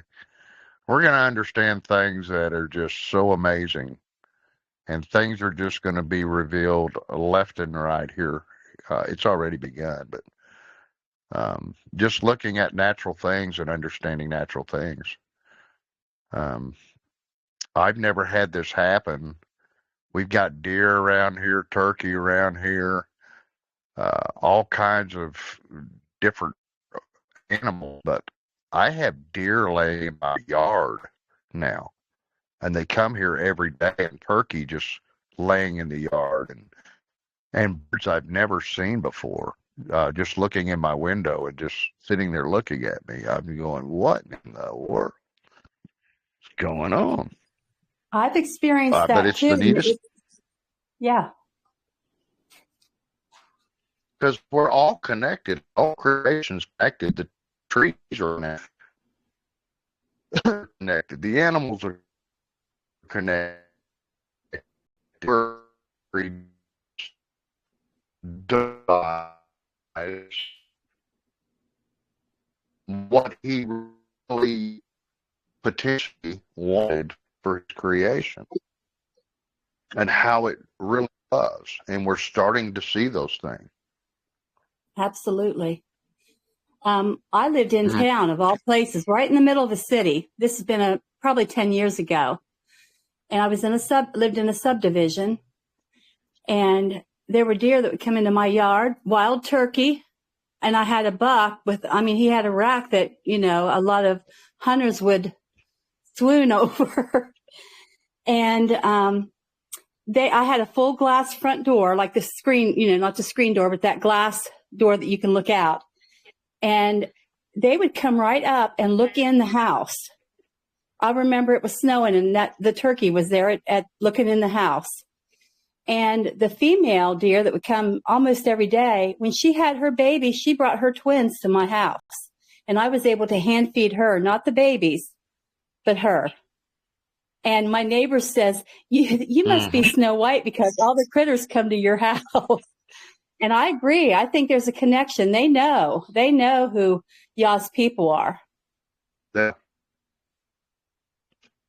And talk to them. And I had staring right at me, the mother that would just bring her 3 babies here. Still have spots on them, they're real used to use spots as they get older.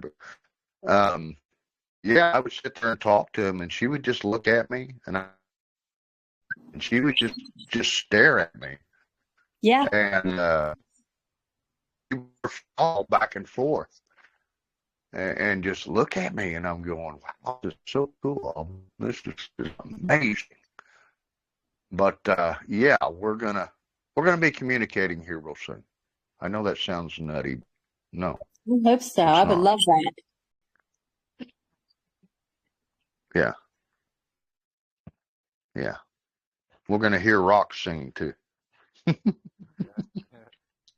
And maybe some trees. The trees know too. Here's the thing. We are those rocks.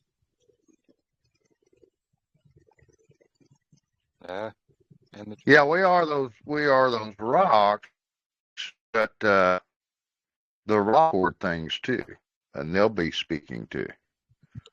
Hey, I got something. You know how they've been talking about global warming for a while and saying, oh, they're concerned about the ice melting?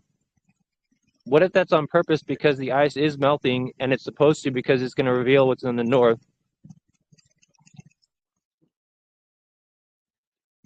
And maybe even clear a path for people to go to the north. That's possible. Yes, I agree with that too. Yeah.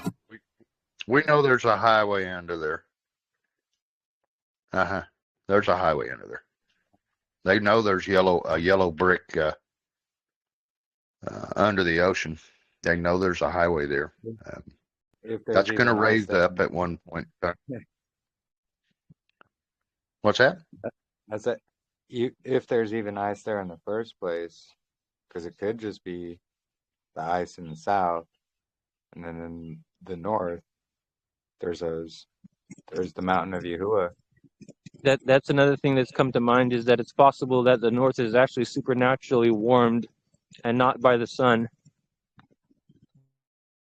Yeah, by the glory of Yahuah. And then all the ice melt is actually coming from the south, perhaps. I don't know. What I do know is what they tell us is pretty much all of it is a lie. Agreed. Has anybody ever taken tuning forks? You know what tuning forks are? Yeah. That have different frequencies, and hit those things and hold it over water? Have y'all ever done that? No. I've Huh? heard about that being done, though. I've seen it. I saw a video on it. Okay. Yeah. If you find that video, put that in the post. I just got a suitcase of different tuning forks of different frequencies. I think Katrina actually shared it 12 with of them. me. Oh, nice. No, tuning Okay. forks are really good. I know So Katrina's been sharing a lot I'm about gonna have to. forks. Oh, go ahead. Yeah, I'm gonna have to. I'm gonna have to try this, and I haven't tried it yet, but I got the case of 12 in here. I just hadn't done it yet. Just thought maybe somebody had done that.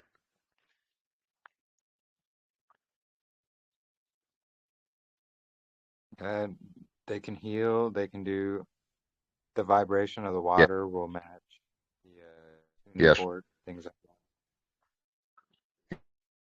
Yeah.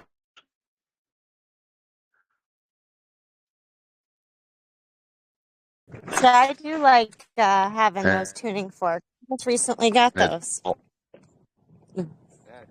Yeah.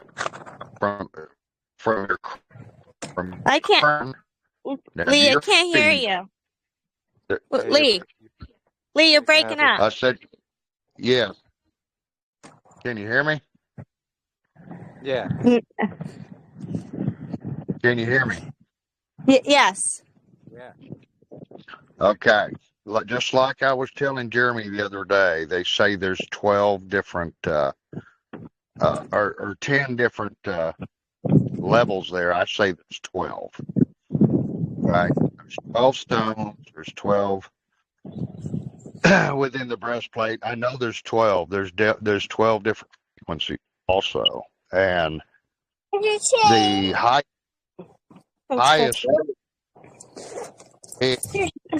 and the lowest frequency is your feet. And there's 12 different positions in the body from the feet up to the crown. Interesting. But anyway, something I've got to search out. I know this, but how this works, I haven't figured that part out. Something to do, huh? Yeah, no, for sure.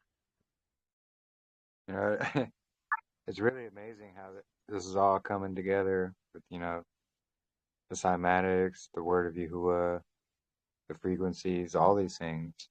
Very important. There are 12 notes in an octave. If you work from C to C, you'll go through 12 different sounds. Correct. I would be wary of tuning forks because I believe the tuning forks are tuned to the 440 frequencies. The tuning. Not mine. Aren't they good? Good. That's nice to hear. One of them's 444. Yeah, that's right. That'll be that'd be a healing. That'd be really good. Yeah, as long as the numbers when you add them up, as long as they total 3, 6, or 9, you're doing okay. Yes. and just stay away from normal tuning forks. The ones that I've been looking at have been musical tuning forks. I haven't found any healing tuning forks yet that have that 12 scale yet. Oh, there you go.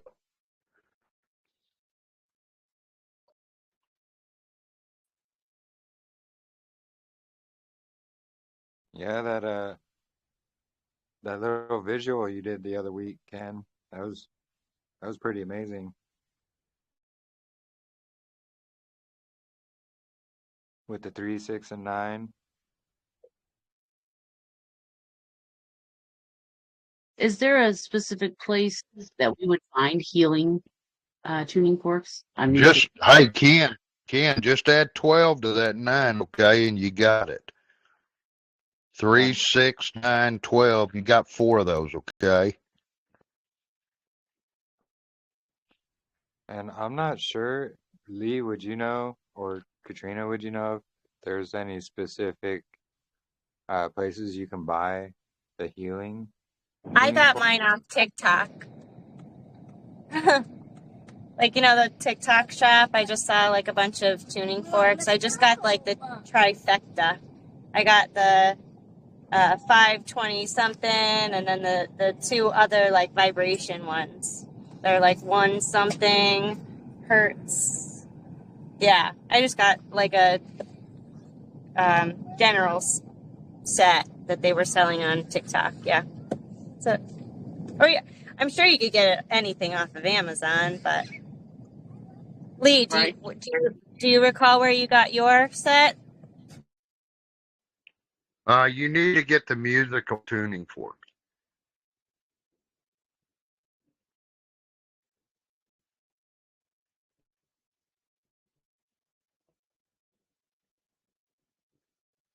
Can you hear Do you me? have yeah.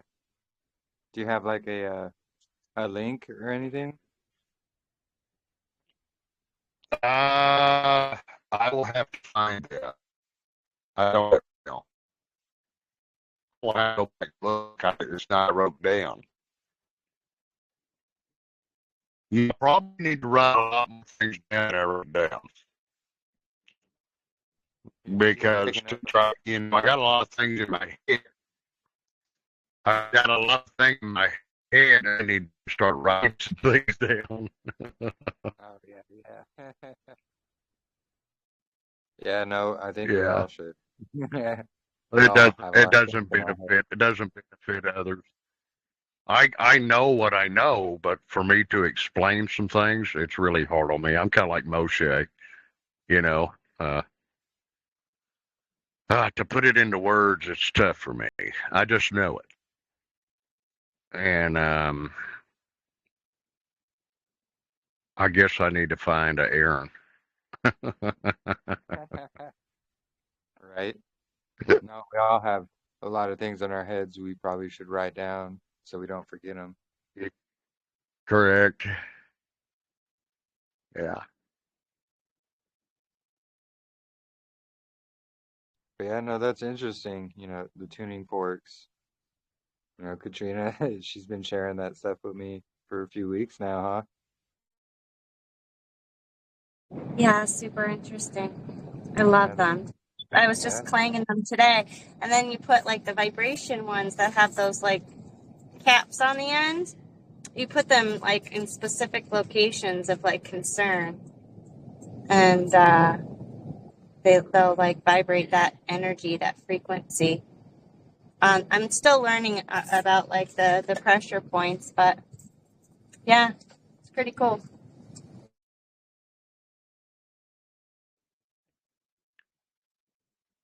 Yeah, just make sure they're the right frequencies. Yeah. I think it's confirmation for sure.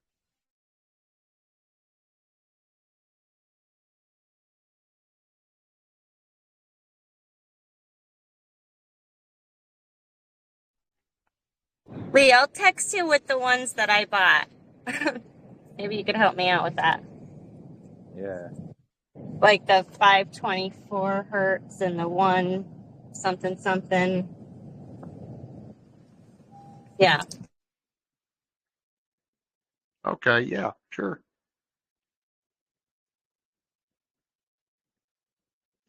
Yeah, really fascinating. And I actually I want to play that little video about the one I shared earlier from Kay Podge. It's actually really fascinating and it goes along with everything we're talking about now too. Of course, except she believes in a pre-trib rapture and she's totally against Satan's little season, but besides that, the rest of the information is pretty interesting.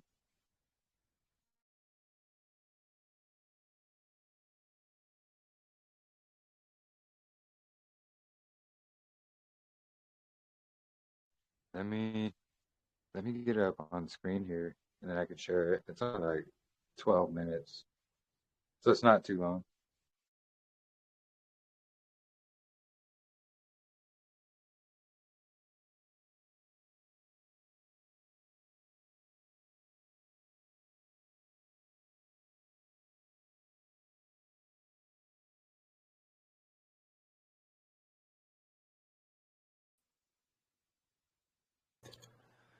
Okay, so I shared the link here in the chat earlier. I'll just reply to it, but I'll go ahead and play the video. It's really fascinating.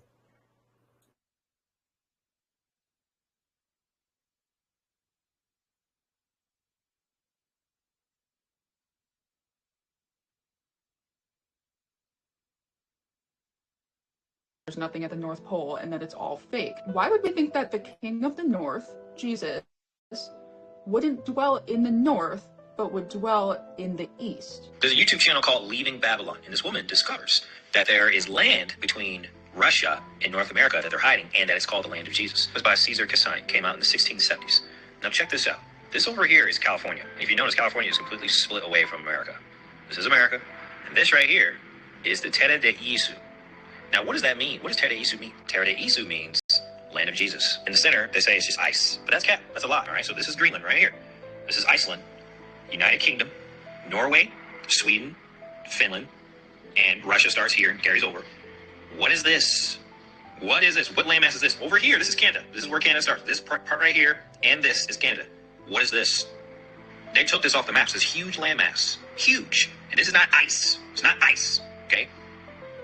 Mercator showed us what this is. I've been yapping about this for close to a year, and people get so mad at me because they think that it's like heretical or something, because they've all been indoctrinated to believe that the Holy Land is in the Middle East. It's not. It says in the Bible, in both the Old and the New Testament, that God is the King of the North, that God is the North Wind, that God blows wind, God is light. When I first started getting really into my Bible and I was like trying to read and ask God to send the Holy Spirit, as soon as I read like the second verse that said that God is light, I immediately was like, okay, this is about the Northern Lights, because God isn't like the sun, because that's like a sun god thing.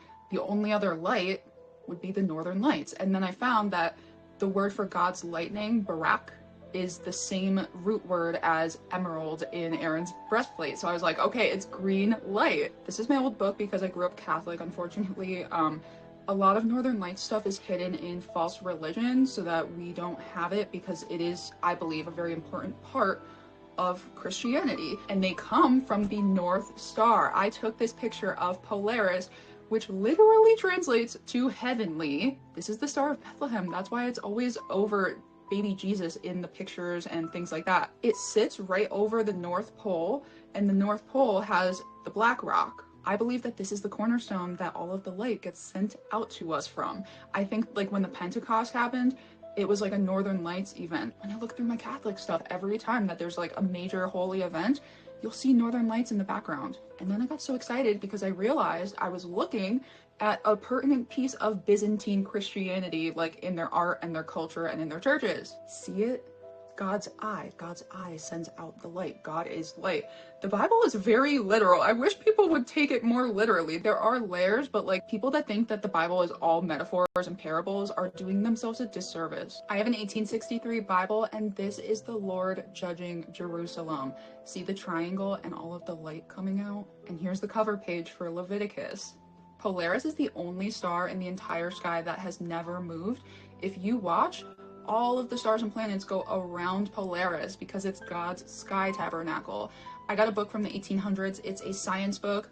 It blends scripture with like astronomy because that seems to be what they were doing back then before they made everything secular. It includes a poem that says, "Perchance that thou with cloudless vision slowly sweeping up the mighty nave that cleaves the galaxy, God's visible tabernacle in the skies, star built from shining undercroft to dome." I'm going to show you a couple verses. Job 37:22, "Out of the north comes golden splendor. God is clothed with awesome majesty." Daniel 11:13, "The king of the north shall return and shall set forth a multitude greater than the former." Revelation 4:3, "He who sat there had the appearance of jasper and cornelian, and around the throne was a rainbow that had the appearance of an emerald." Daniel 11:40, "At the time of the end shall the king of the south push at him," I think that's like the red lights, "and the king of the north shall come against him like a whirlwind. The Lord went before them by day in a pillar of cloud to lead them the way, and by night in a pillar of fire to give them light to go by day and night." I took this picture on my phone, and I have never seen anything like this in my entire life. "While he yet spake, behold, a bright cloud overshadowed them, and behold, a voice out of the cloud which said,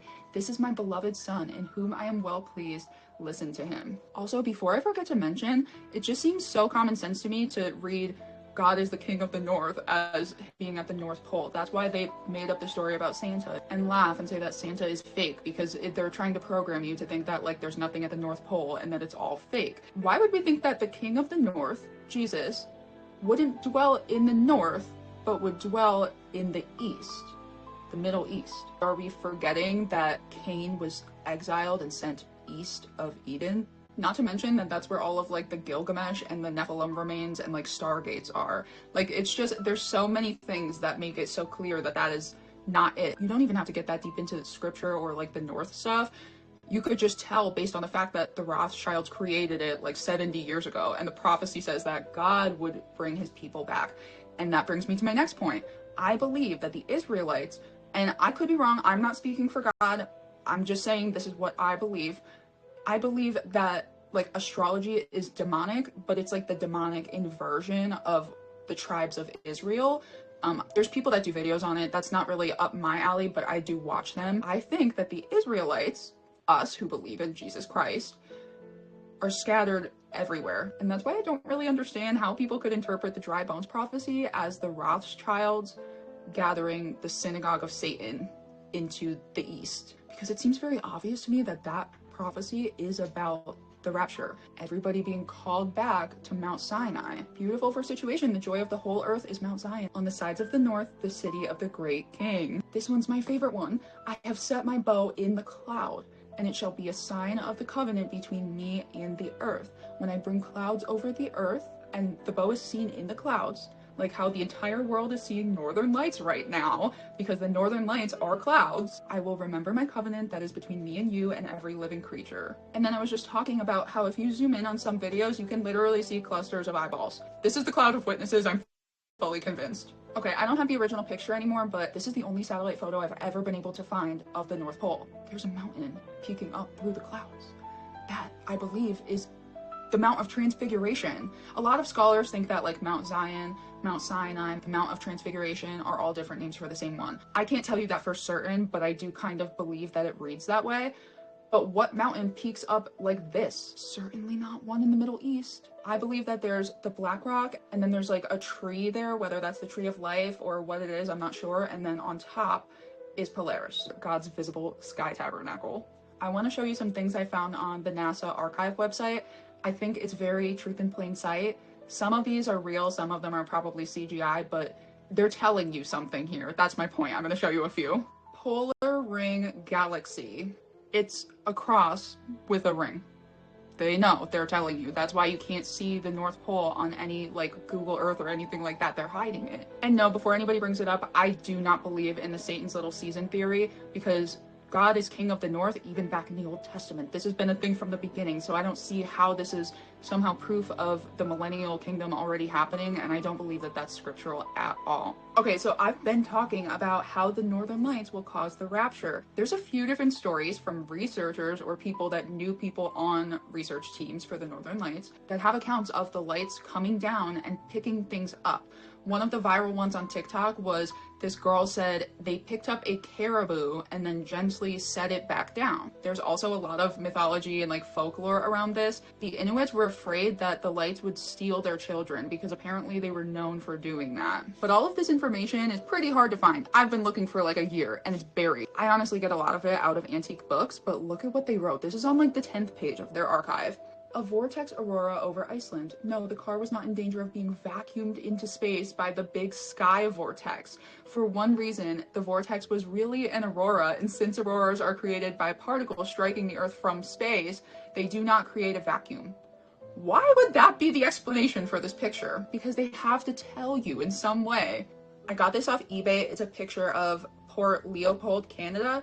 And I'm kind of convinced that this could be like the world tree or something, because what is this? I do not know. It's from the 1800s.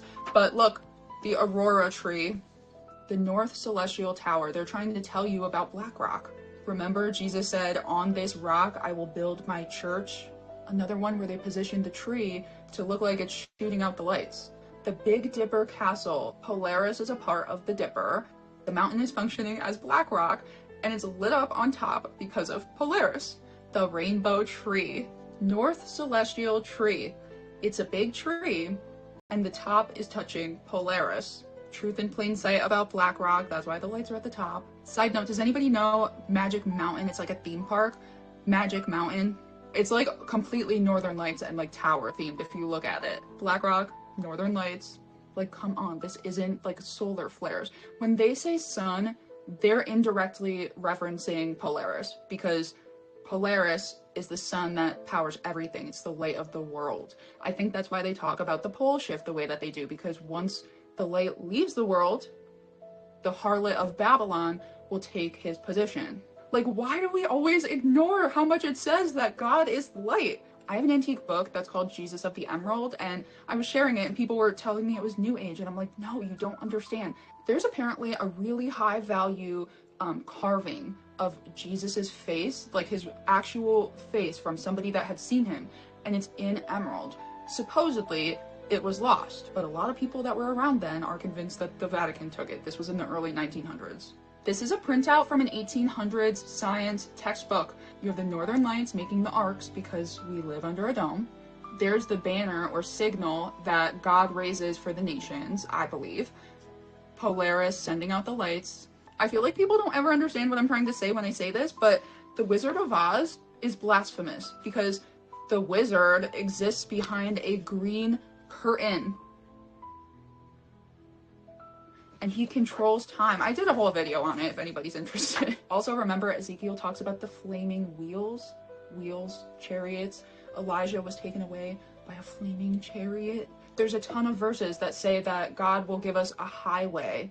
You look up the word for highway, it's pretty suspiciously similar to the Northern Lights myths about how souls go back to heaven. I know you guys have heard me talk about this time and time again, but I absolutely adore this topic because once I started putting the pieces together, this enriched like my understanding and my love for God, and it helped me realize a tiny smidge of his majesty and how glorious he actually is. Like, it's not comprehensible, and it is so cool and so beautiful. I wish that we wouldn't secularize Christianity because there's so many things like this within it, but people read the scriptures as strictly metaphorical.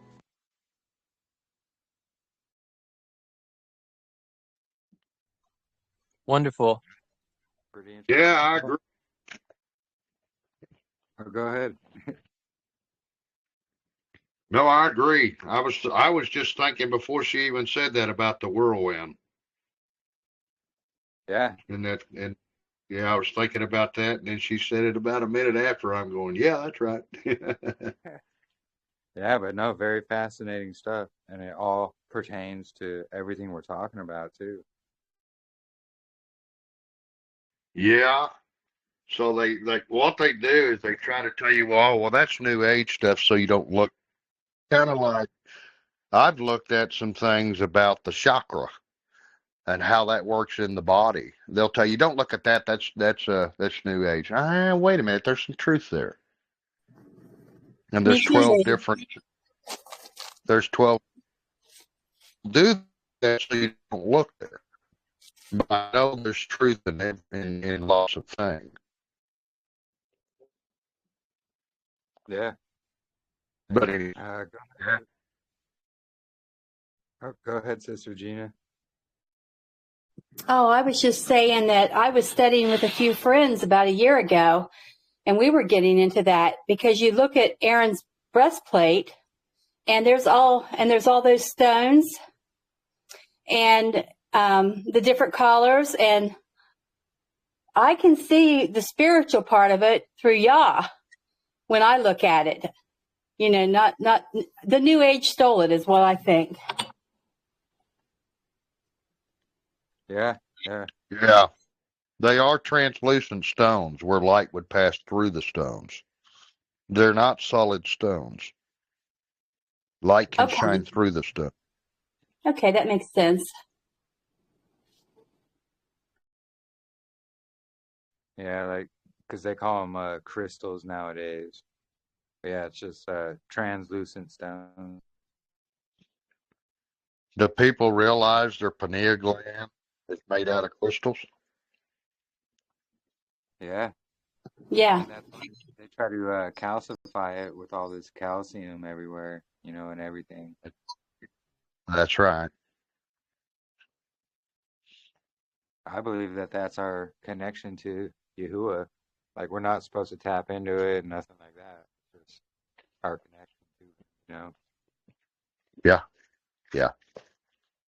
That's why they're attacking your bodies, so you can't connect. Yeah, they attack it with frequencies, food, water, the air, all these things. There's ways around that to clear that out. Well, I've experienced this summer was the first time I've done it, but I studied about the copper rods and using a crystal at the top of it. And my gardens are so phenomenal that people stop and want to look at my gardens because the stuff's just great. I mean, huge compared to what it normally would be. Is that quartz? Is that quartz rock? Is that quartz rock? Yes. The quartz? Mm-hmm. Okay. Gotcha. I can help you to make your garden even bigger. Okay, I'm good. Well, good with that. Really simple. What you do is you take two magnets. Since it's interesting, we're talking about magnets. And you know how you try to force them together and they try to repel each other? Yes. You want to force them together and tie them to your garden hose. And when you water them, it'll structure the water and make it so you don't have to use as much water. And from what I understand, you can get anywhere from between 50 to 100% more yield. Wow. That is amazing. Thank you, Angel. Are you putting Are you putting the two magnets together, or are you repelling them? You're forcing them where they don't want to go together around the garden hose. So one on each side of the garden hose, repelling each other. Do you have a visual? Do you have a visual for that? So basically you put how the magnets repel just on opposite side of the garden hose. Yeah, so you know how you try to press them together and they don't want to go together, right? You put the hose in between them in that state, and then you strap them or tie them in that position around the garden hose, and it's supposed to reduce your water usage significantly and increase your yield anywhere from 50 to 100%. I learned about that from a structured water documentary, and from what I heard, they're doing that in at least some parts of China, or they were. But What's is that purified somewhat? Lee, you're Going breaking through the up. hose. Lee, You're Lee, breaking up. can't hear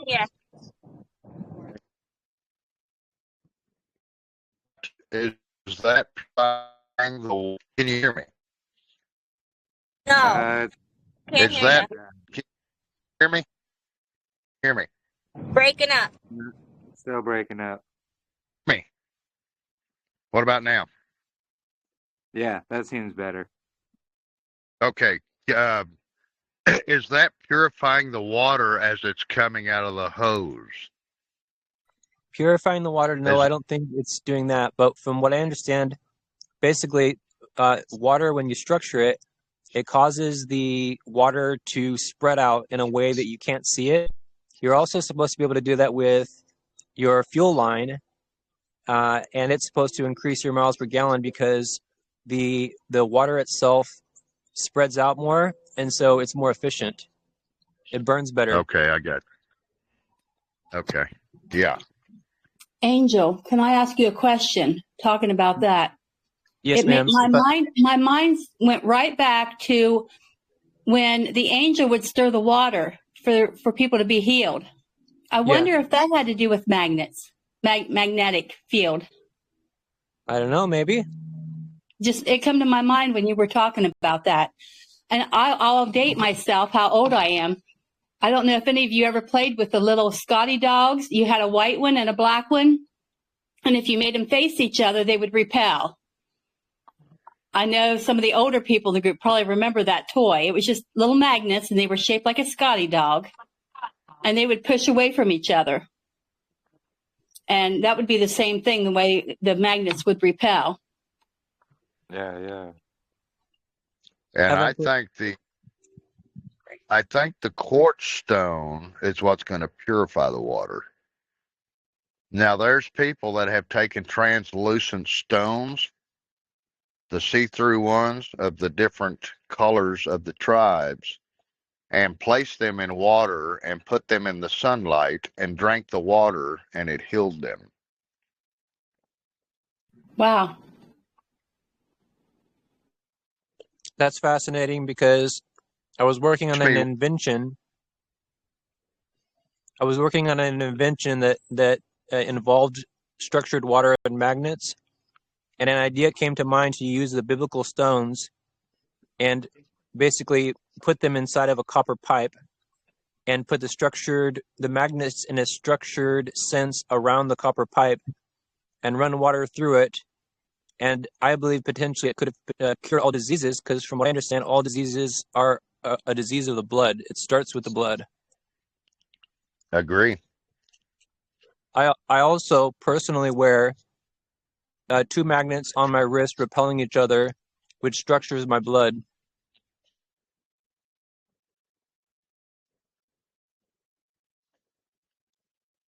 Yeah. Have you guys What looked can you show me, like, what kind of magnets you're using? I just kind of, I'm a visual person. Like, what kind of magnets, and what do you mean by putting them on your wrist? You can buy copper with the magnets in it. Is that what you're talking about? I'll take a picture and show you right now. Hold on. Thanks, I've got a Angel. couple of them.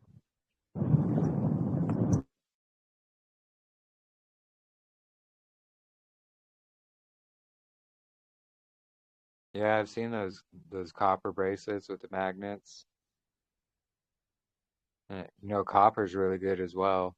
If you drink out of, like, you put your water in a copper cup, you drink out of it, it's really good for you.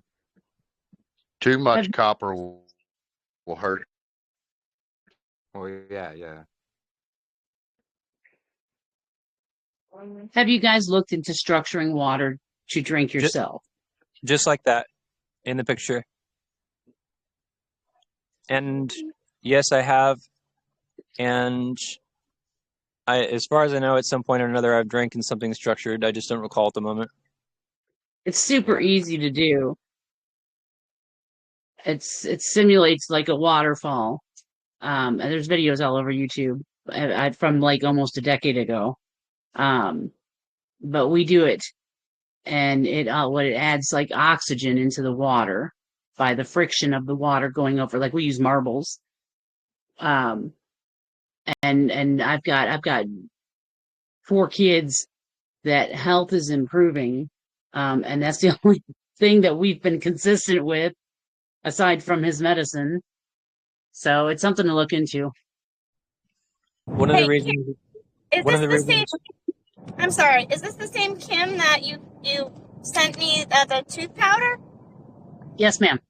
Oh, everybody, she sent me colloidal silver and tooth powder, praise Yah, to help heal my son's cavities.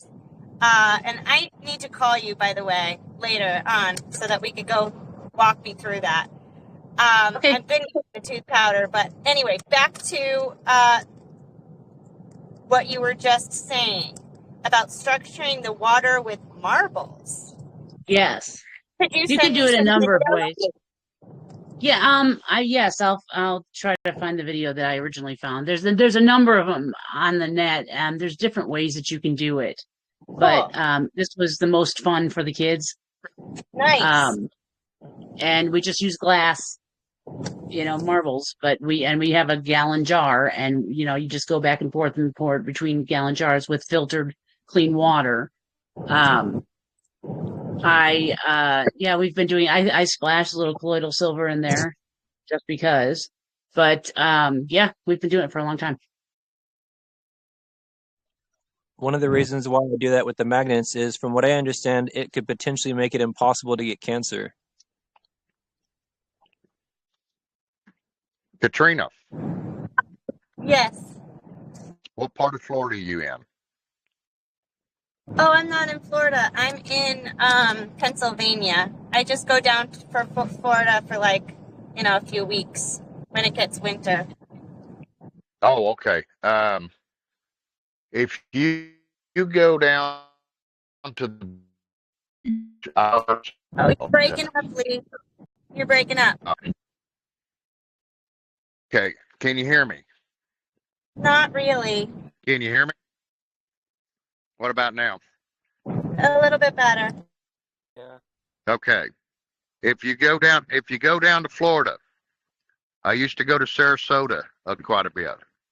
But if you go down to Florida, south of Sarasota, there's that real fine powdered sand. Yeah. That is quartz sand. Okay, it's made of quartz. People could take something and fill that with sand and make a grounding bed also. To ground yourself with sand. How would you do that? How would you take the sand and you utilize it? You would make like I would get some certain kind of material and kind of stitch it together and make like a bed and fill it with the sand. And you have a grounding bed of quartz. Wow, like a sandbag filled with sand, and put that on the maybe even in a comforter. Yes. And have that be what you lay on. Yeah. Maybe linen. Yeah. And then lay on that. That will ground you out. So that is quartz sand. Yeah, I'll be going to.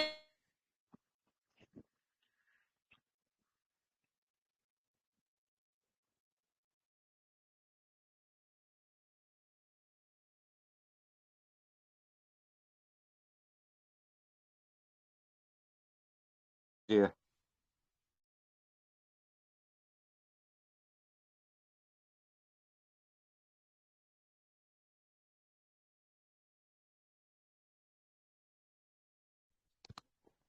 Yeah, I'm not sure if it was just me. I can't hear anybody.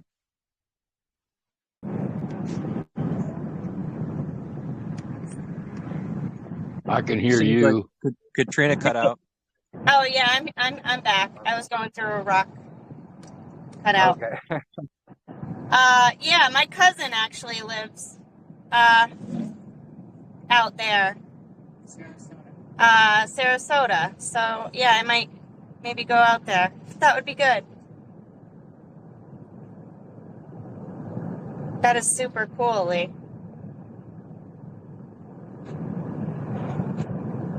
And now, does it need to be charged? Like at any point? No. So you're just sleeping on this sand linen contraption and you're grounding. I did buy a grounding mat, but I don't know if like it's been a few years old and my kids jump on the bed, so I don't know how effective it is, but we have one. We sleep on one.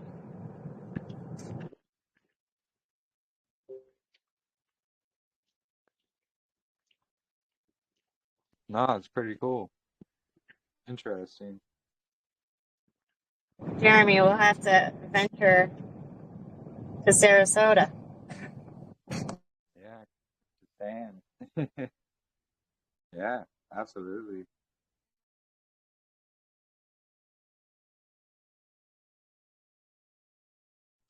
Galvanized current, Lisa?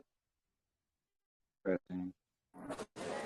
Hey, sorry guys. I'm just listening. I can't really talk a lot right now at the moment. We're just leaving a Special Olympics event. Yes. We used to do, like back in the day, it was like popular to do these galvanized current facials.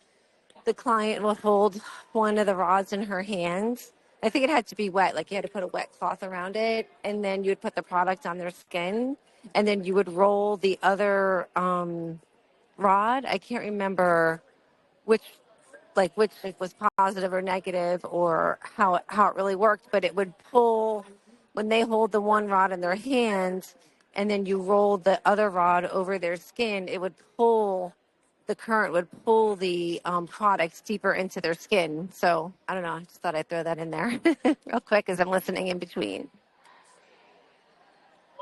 Yeah, awesome. Thank you. Interesting.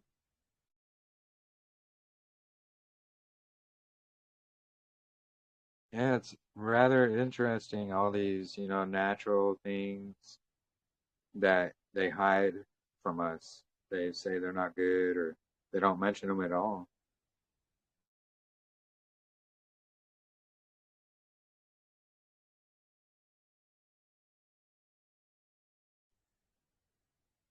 Yeah, that magnet bracelet there, that's pretty good.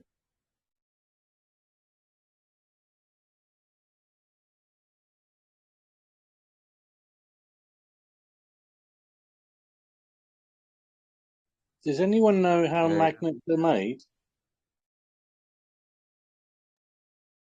that's a good question. I'm not 100%.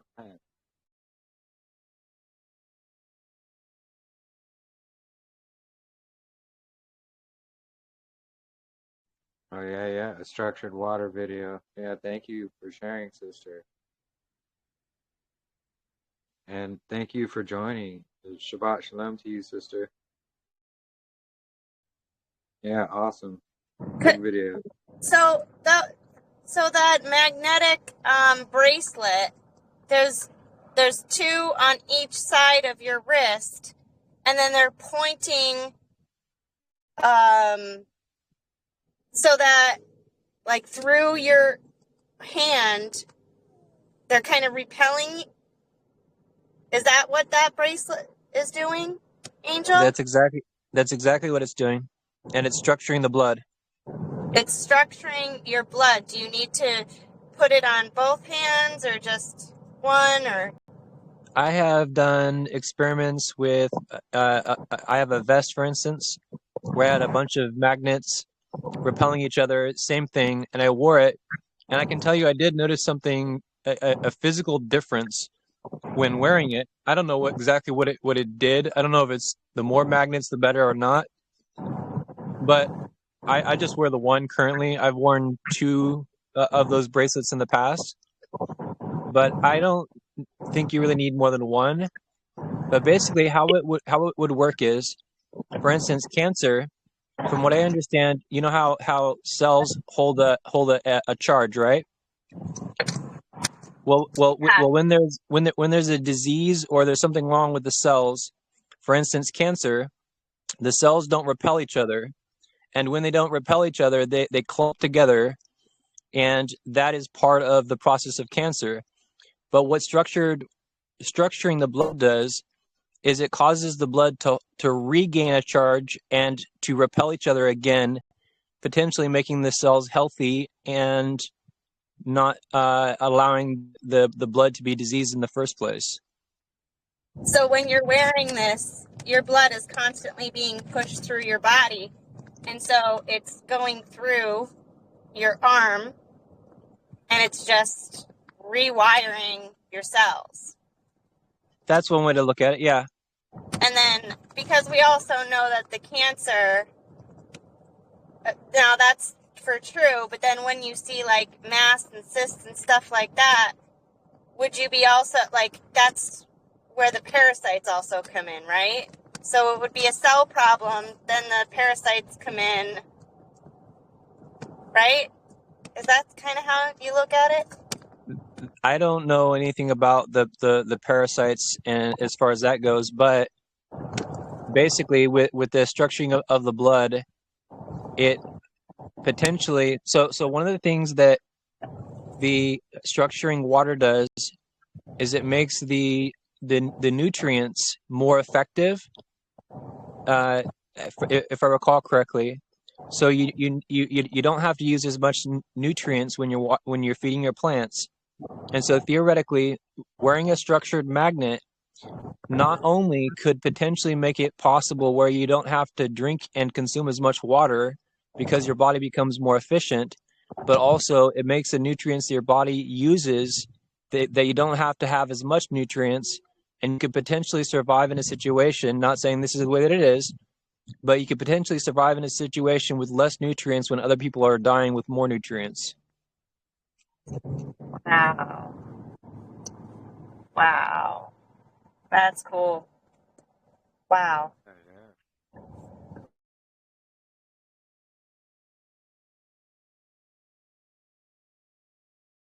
Yeah, I'll be Very interesting. I'll be looking all this stuff up. If you have any videos to share in chat, that would be really cool too.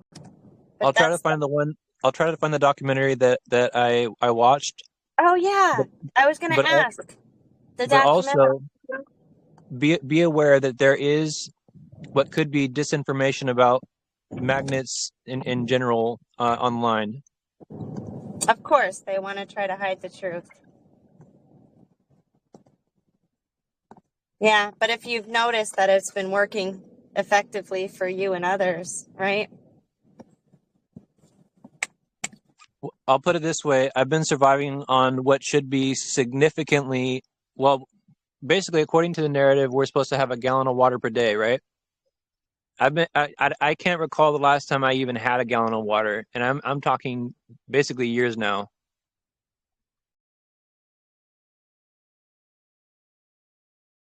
Interesting. That's really cool. Wow. Now, just because you structure your water and you're wearing the magnetic bracelets?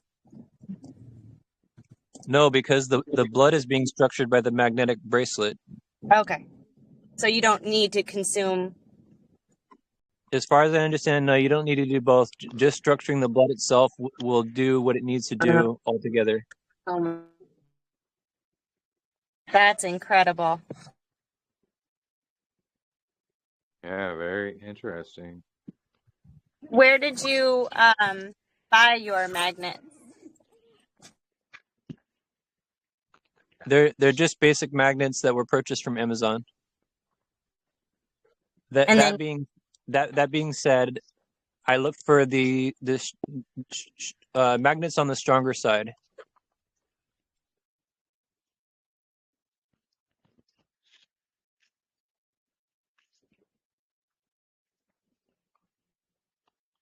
Oh, I can't hear you. Yeah. I think you cut out there, Angel. I looked for magnets on the stronger side, so the stronger potentially the better. You don't want really weak magnets. When I used Angel, to work at home, oh, go ahead. go ahead, Jeremy. Really quick, I used to work at Home Depot, and I'm sure they have them at Lowe's as well. But they're like neoprene magnets or something. But they're some of the strongest magnets you can get. Exactly. Those are the magnets that I have on the vest in my room. Is the neomidian or neodymidian or something like that magnets. Those are the ones that you want. Yeah, exactly. That's the word. I'm sorry, say that again? It's neo magnet. They're like the strongest magnet. Neomidium or neodymidium or something like that. I don't recall at the moment. It's dimedium.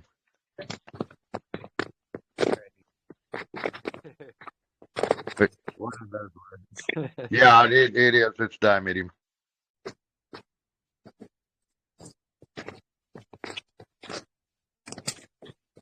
Diamidium? Trying to get a spelling.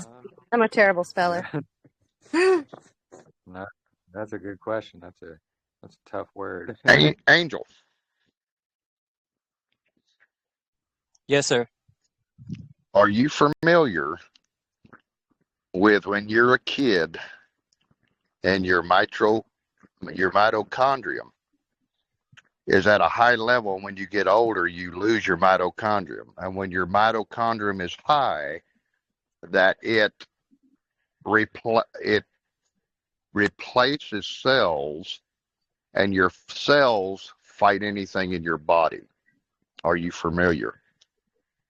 I am familiar with the idea you might be talking about, and I have a comment that is also fascinating. After you go ahead and say what you're going to say. Okay.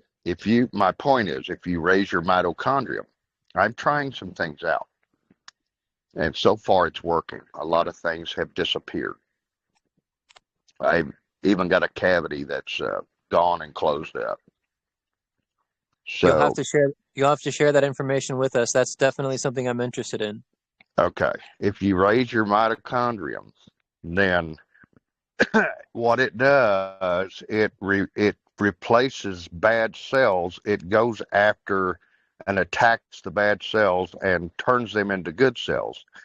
Once the cells you have a good mitochondria, then your cells, once they get structured correctly, then your body will heal itself. Your body's meant to heal itself. The thing is, your mitochondria is so low that it can't fight. Your cells can't fight because of that reason. Do you understand that? Yep, makes sense. Okay. Yeah, saying like children with Down syndrome, they have like a mitochondria issue, and I would be really, really There is a that would way. be helpful. That would be There is a any way. kind of information for him. There is a way, and I'm not going to say it until I guinea pig myself. So one of the comment that I was going to share is I was into different plants and gardening and etc. in the past. And I met a guy, I think in Oregon it was, and he gave me a plant and he explained what the plant does. Again, all glory to Yahuah. But basically, he said that he talked about this idea about how as you get older, your cells split. And something along the lines of when you die, it's when you run out of cells to split. And so what this plant did was, if I recall correctly, is it continued to add cells to the body, which theoretically, I guess what he was trying to say is he believed that you could basically continue to live and live and live and not die by this plant and being able to continue to add those cells to your body. And I don't know what the plant was, or I would re-research it and share that information. Correct. Interesting. Once you raise the mitochondria, it'll fix the cells, and the cells will fix the body.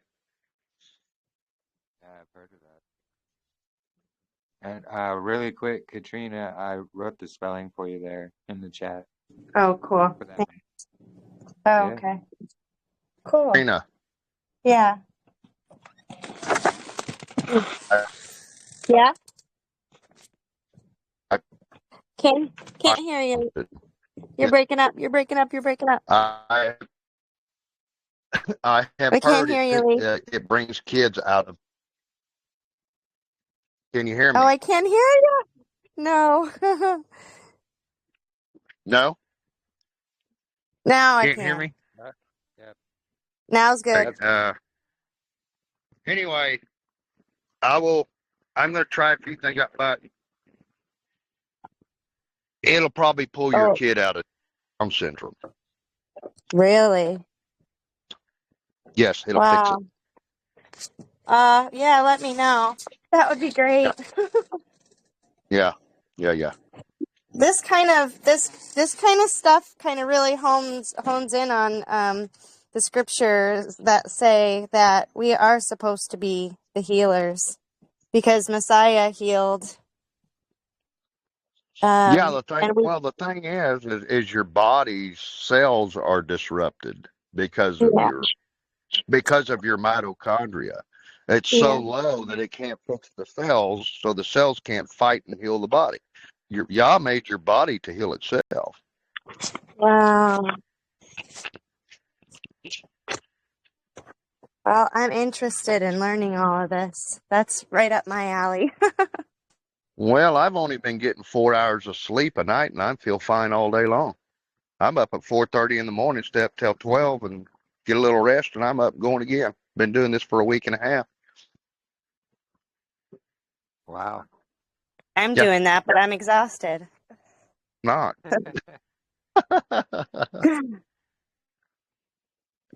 Yeah, you're gonna have to share with me. That will be cool, especially when it comes Well, to Clemson. I will not until I do this. Okay, I got to be the guinea pig first before I say anything to anybody else. Make sense? Yeah, Okay. absolutely. The Rife frequency ones, Brother Greg mentioned there. You brought that up before, didn't you, Lee? The Rife frequency. I will tell you ahead of time, based on what I've learned, you want to stay away from that at this point in time, and I'll tell you why. The nanotechnology that they've put inside of our bodies, I learned this from a girl that has been going through what I've been going through and what other people that I know have been going through.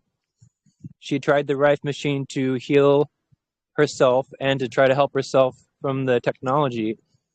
And basically, as I understand, the Rife machine, although it was a good thing, because of the technology, the Rife machine caused it to have a very horrible adverse effect in her body, and it messed her up bad. So I would not suggest that. Same thing with H2O2. That also is a very wonderful thing, and it's supposed to be able to heal and or cure a number of different things. But I learned from a man who is an expert in herbology and is very knowledgeable about the AI and the technology. He said, stay away from H2O2 because it does something negative to the body now.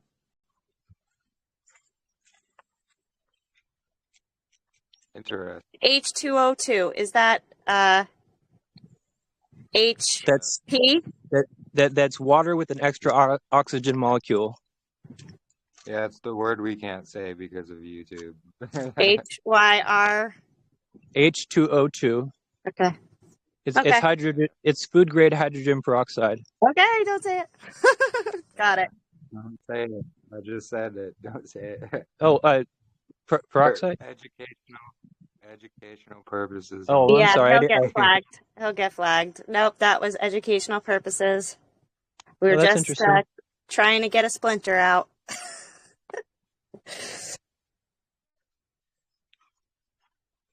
Yeah, no, That is really weird that you can't say that word. That doesn't make any sense. yeah, no, I got flagged for it several times, and I got put on a final strike notice for a while because of it. So, yeah, you can say anything you want about the Jews, but don't mention that word.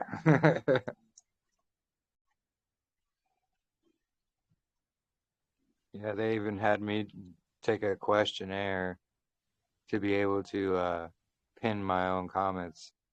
That- And it was all about, medical misinformation. Well, from what I understand, it super oxygenates the body, which is it makes your body a hostile environment for disease. Yeah, But exactly. because of the technology, from what I've learned, it's no bueno now. Yeah, the frequencies, the technology, all these things, they'll affect our bodies. Is that the only affects the people who took that juice? Say that again, Lee. Is that the H2O2? Is that the only way that's affecting them is if they took the juice? So if I recall correctly, basically, what it does is it alkalizes the body, and basically, if I understand correctly, because of the technology, it alkalizing the body too much has a negative effect on the body because of the technology. And so, for instance, drinking coffee, it acidifies the body. And so, instead of having a completely alkaline body, you might want to have it on around the neutral side now.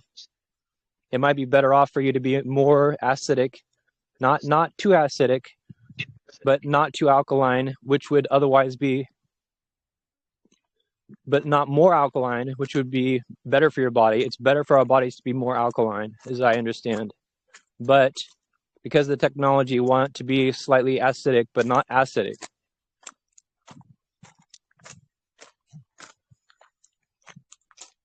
If that makes sense. Yes. Yeah. I just was looking up these copper bracelets with the magnetic stuff in them. Is that the kind of bracelets you were talking about? Say that again.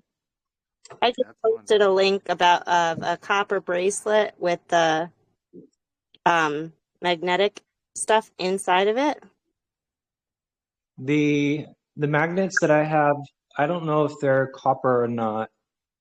But ideally, why not? If you could get a magnetic bracelet or make one yourself that is composed of copper with magnets in it, structuring the blood like was demonstrated in the picture, then that might even be better. But I haven't tested that, so I don't know.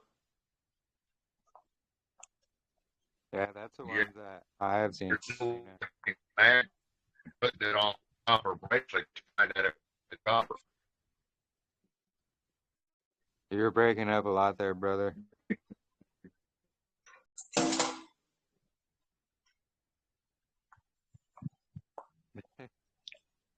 Yeah, no, the copper and the magnets definitely are good for you. The copper, for sure.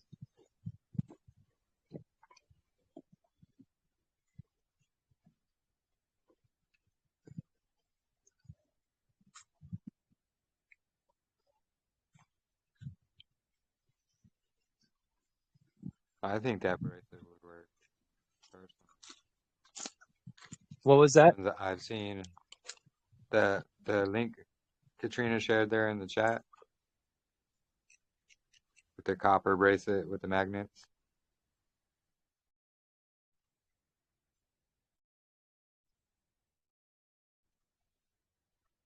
Yeah, if the magnets are repelling each other, that's the thing. They need to be repelling each other, not the other way. Yeah. And from what I understand, the regular common magnetic bracelets, they are not repelling each other. That's not to say it wouldn't have a benefit on the body, but you want them to be repelling each other to have the structuring effect. Yeah, makes sense. How thick are your magnets on your wrist, Angel?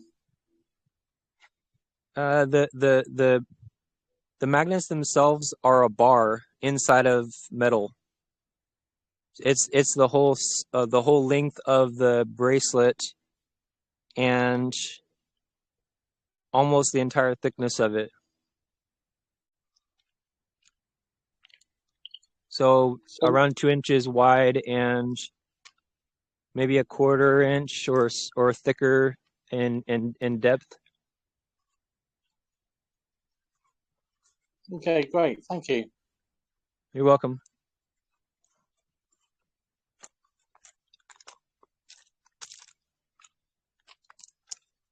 Yeah, you'll have to convert those to metric there.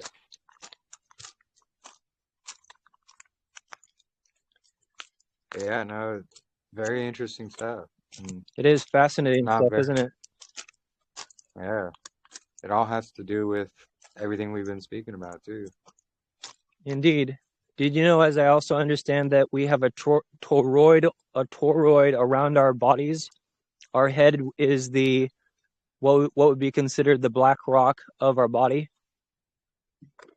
Yeah, isn't that's what who mentioned that earlier? Talking about chakras, but it's not chakras. That's what it is. What you just said. Well, the devil's a thief, so that makes sense. Yeah, exactly.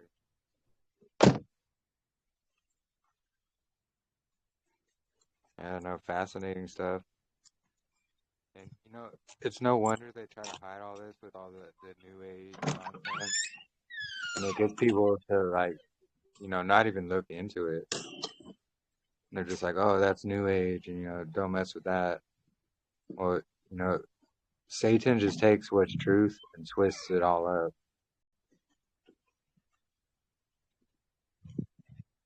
And then he uses it for bad.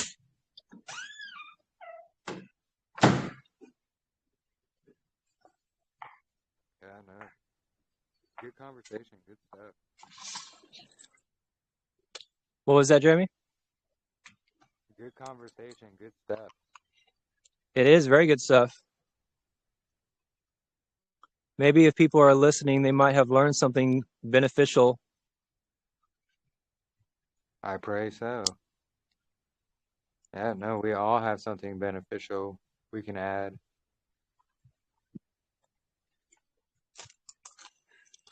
I know it's always amazing coming together. It is always good. I've been getting a lot of comments and emails and things like that. I'm getting kind of backed up on them. So those who are listening on YouTube, if you send me an email and I haven't responded yet, I'm working on it. I get so backed up with them. But yeah, I'm trying to respond to all these emails and comments and things like that on the YouTube as well. We're just putting that out there for those listening on YouTube who send an email. They're like, hey, why hasn't he replied yet? I'm trying.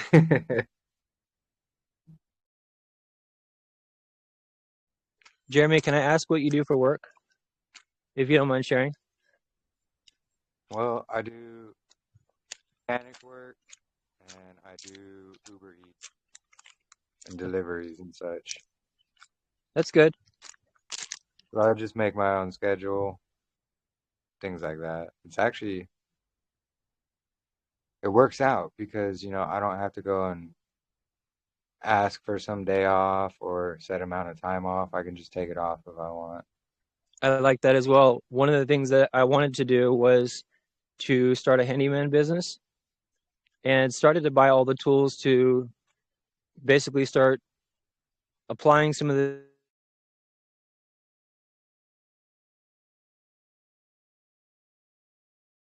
I think we lost you there, brother.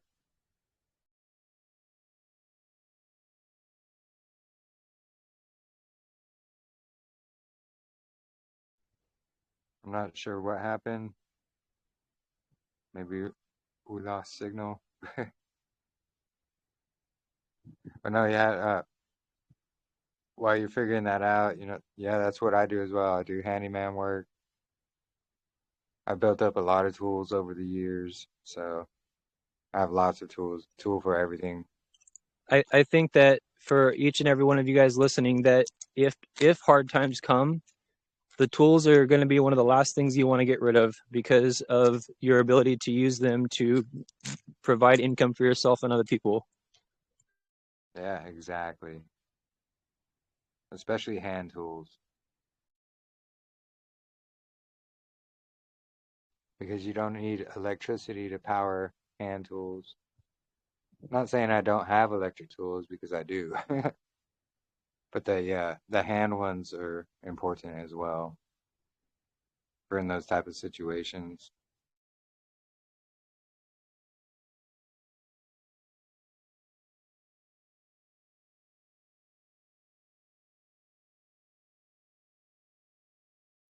Yeah, is that a I found like just different magnets, and I was wondering if I could just like loop bands around those the holes, and Zip then tie. have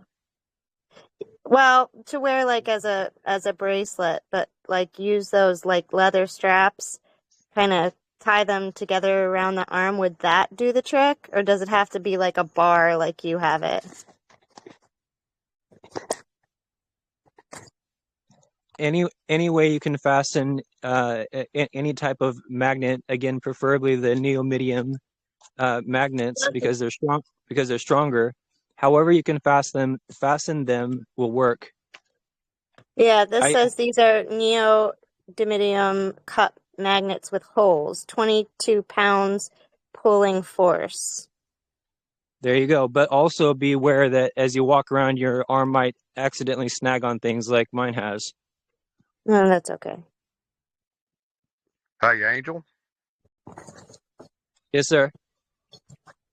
At your messenger or your telegram, I want you to the ingredients and tell me if you have an issue with any of those. You said you shared the ingredients? Yes. Okay, I will take a look and let you know. No, on that. And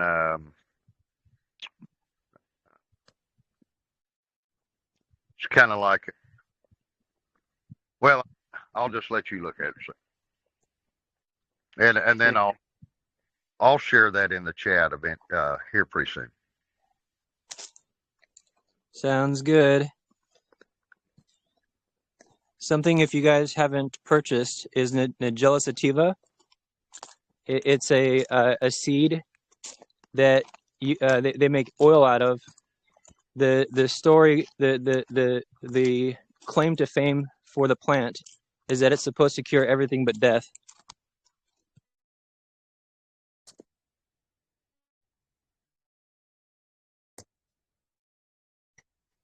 interesting? What's it called? Nigella sativa? Nigella sativa.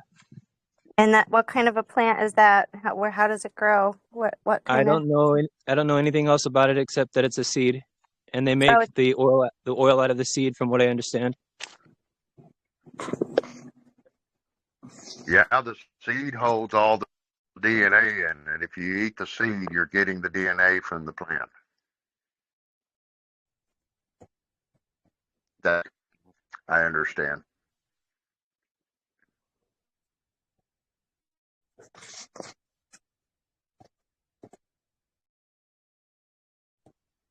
Interesting. Well, Yahuah did make medicines of the earth. Absolutely. I believe that there is a cure and or treatment for every disease on earth, and even ones that humanity hasn't even gotten yet. Yeah. I'm trying to That's look right. up this Nigella sativa. I'm not finding anything on it.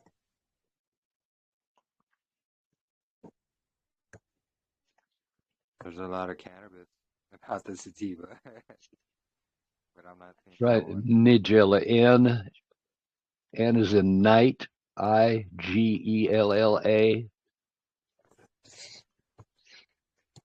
Try again. Nigella. Sativa. Give me a minute, and I'll take a picture of the package of Nigella sativa seeds that I have. Oh, Hold on. it's flaxseed oil. Black seed oil, yes, exactly. Oh yeah, I give that to my son. Huh. Easy. Yeah, I just found it too. Black seed oil.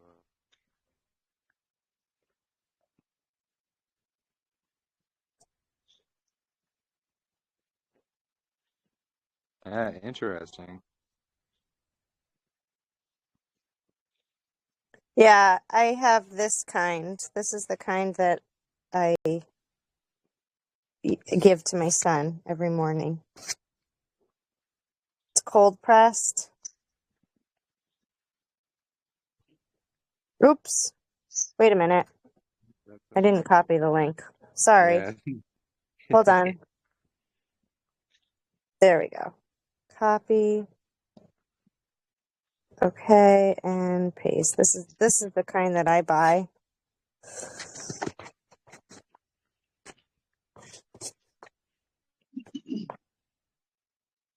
Cold pressed. Black cumin seed oil. It has to be the seed oil. Yes. And hey, if I'll tell you 2 ingredients to mix. If you mix oregano oil with black seed oil, it does wonders.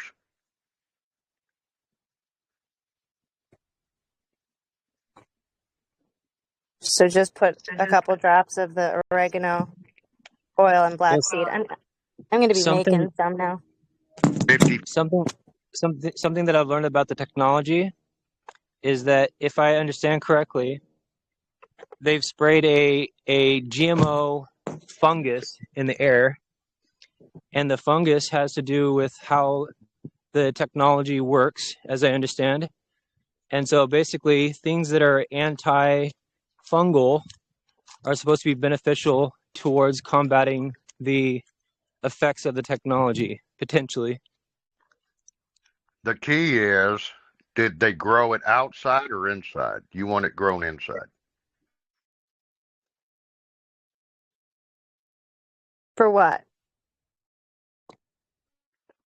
If you got flaxseed growing outside and they're getting hit with whatever's coming from the air, Oh, you don't have flaxseed oil anymore. It needs to be grown inside and cold pressed.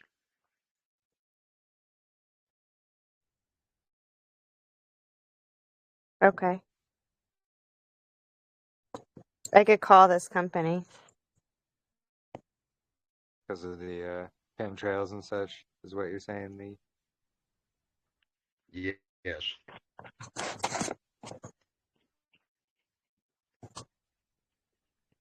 That's something else about the technology, is that, from what I learned from a very knowledgeable man, is that when you have 2 or more metals in the body or something like that, it creates a battery, turning the human body into a battery for the AI system. And so the challenge is that you want to detox heavy metals and or metals, but because, as I understand, they're still spraying that stuff in the air, it's something that you have to continually do, and if they cease spraying it in the air, then you basically have to continually do it, or the metals are going to remain in your body.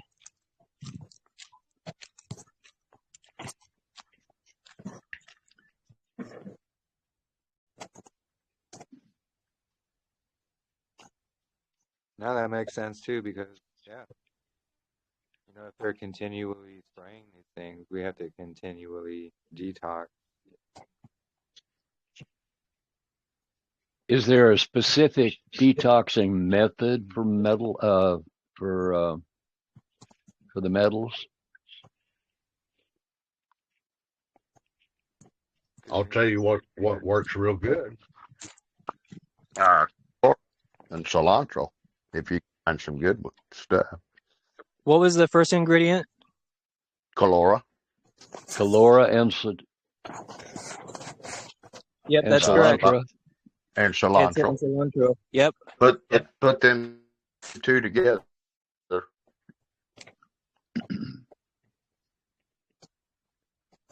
If you want to detoxify your gut, put some good black seed oil and oregano together. Put them two together.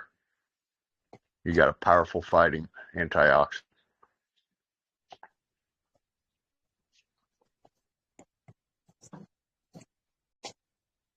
Yeah, wow. Thank you.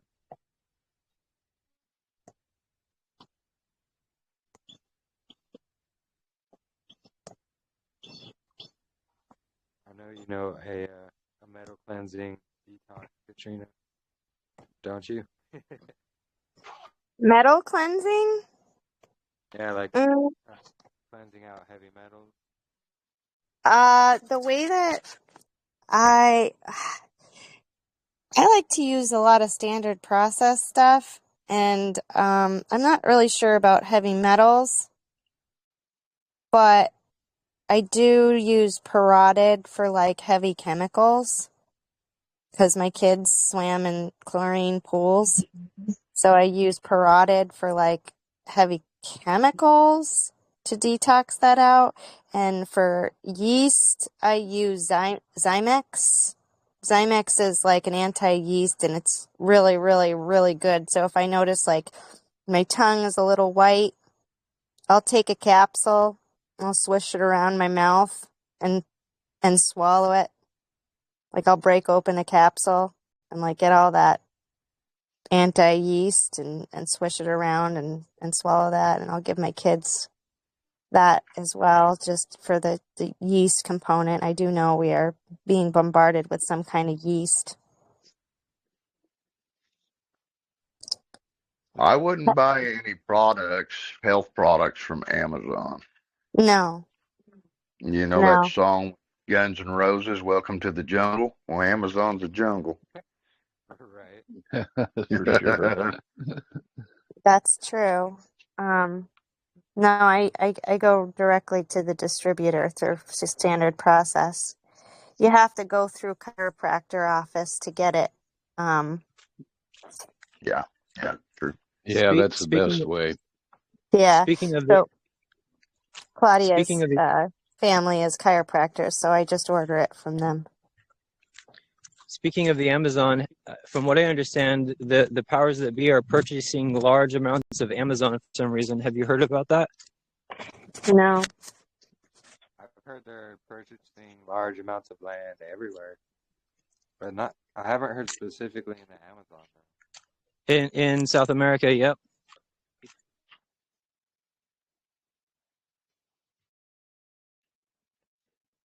I know that with the stuff that happened in Hawaii and like California, they bought large swaths of those lands to build, corporation stuff.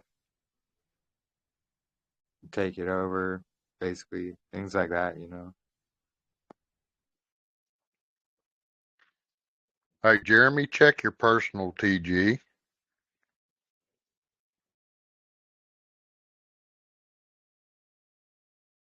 Yeah.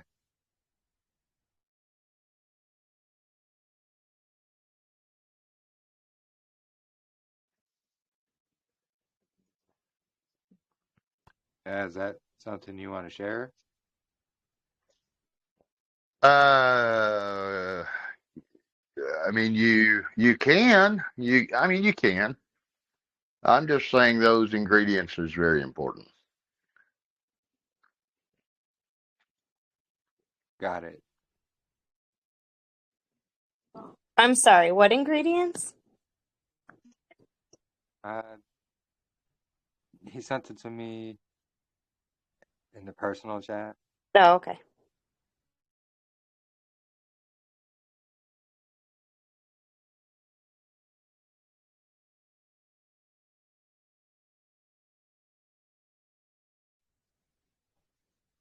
Yeah, I mean, if you want to share them, That is mitochondria stuff. Okay.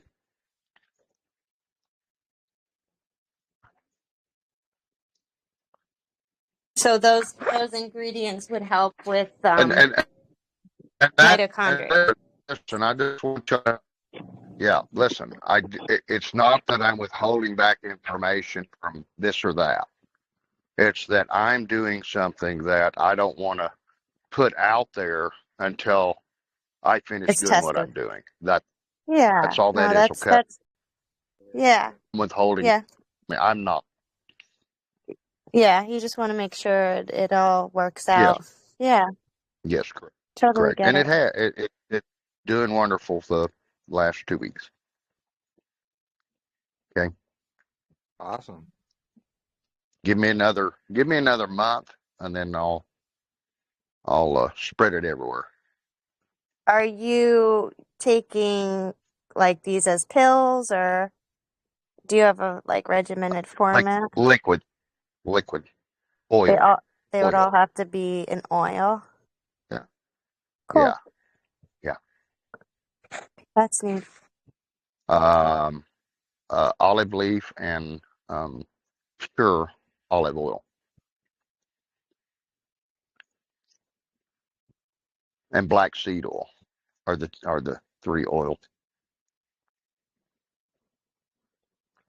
that's going to get it in your body Yeah. fast into the tissues,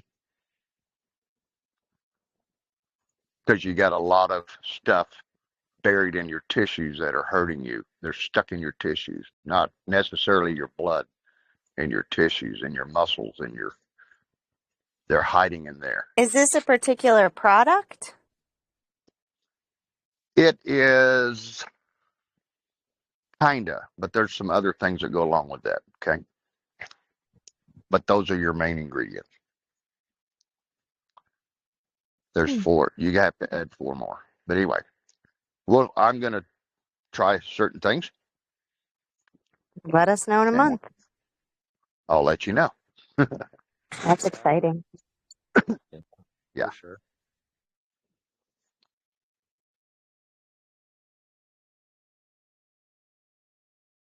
And yeah, thank you for sharing that book of herbal medicines as well, Greg. All good stuff to have.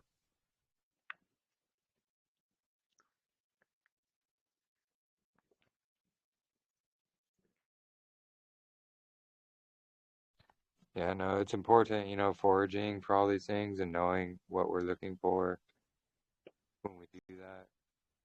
Not only that, we Yeah. can, Just make sure your herbs are grown inside and not outside at this point. yeah, well, unfortunately, that's unavoidable if you're foraging. It's all going to be Sure. outside. But Sure. Well, I mean, there's places that do grow inside.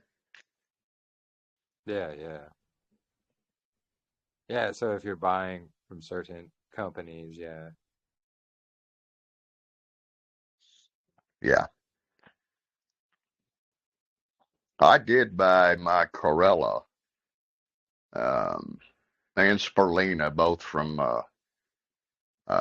Health Ranger store, which they do grow inside.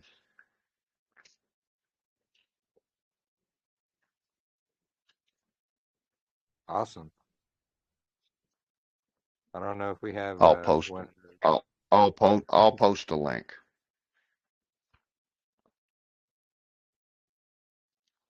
And Mike Adams. Yep. Okay. I think he's legit. Yes, he is. I get quite a few things from him. Yeah. Well, I there you can go. listen to him and pick it up and tell you he is legit. Well, there's 2 witnesses. Hang on, I'll post this.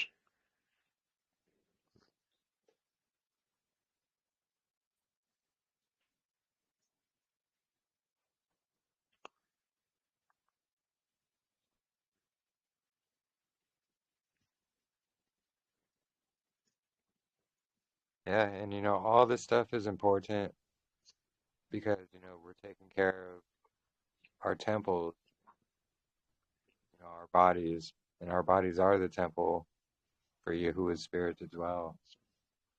So it's important to take care of it.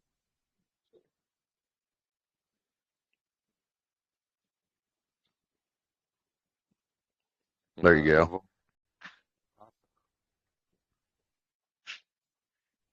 avoid as much of the poison that they try to feed us as possible.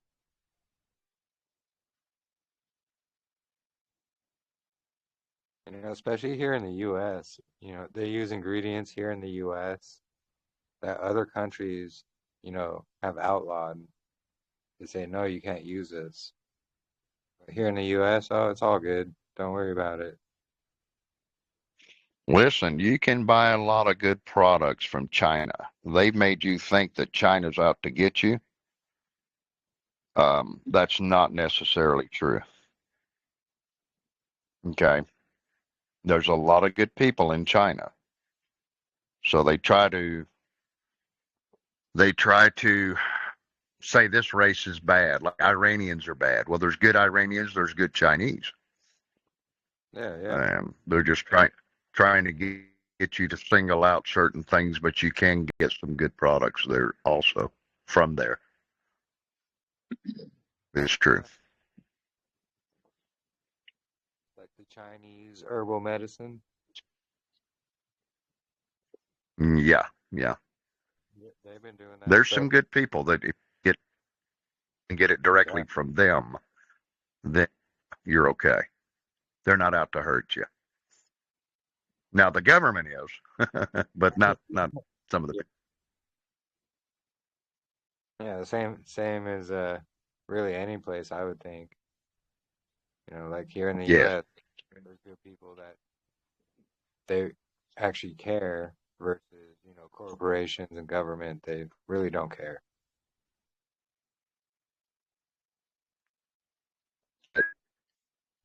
Hey, Lee, how did you cure your cavity again?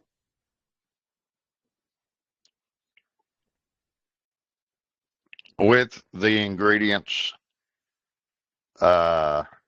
with 4 other ingredients. Oh, okay. Yeah, because my son Apply. has my son has another sinus infection. He just started like yesterday. Yep. And I think it has to do with his cavity again. And it's either I get his tooth pulled or capped or I do something else. And right now I'm going to be working with Kim. She gave me some of her tooth powder and colloidal silver, and I'm really the problem is it's like in the gum between the teeth, and it's really hard to get at. And so food gets stuck down in there, and I might have to get that pulled because if he keeps getting sinus infections, that's what it means. That's what it meant for his other capped tooth. So I really need to work on this very, very fast. If you know. Well, let me tell you something. I had receding gums. Yeah. I don't have receding gums anymore. Okay. Yeah. Even the enamel is coming back on my teeth. That's incredible. I know. Another thing is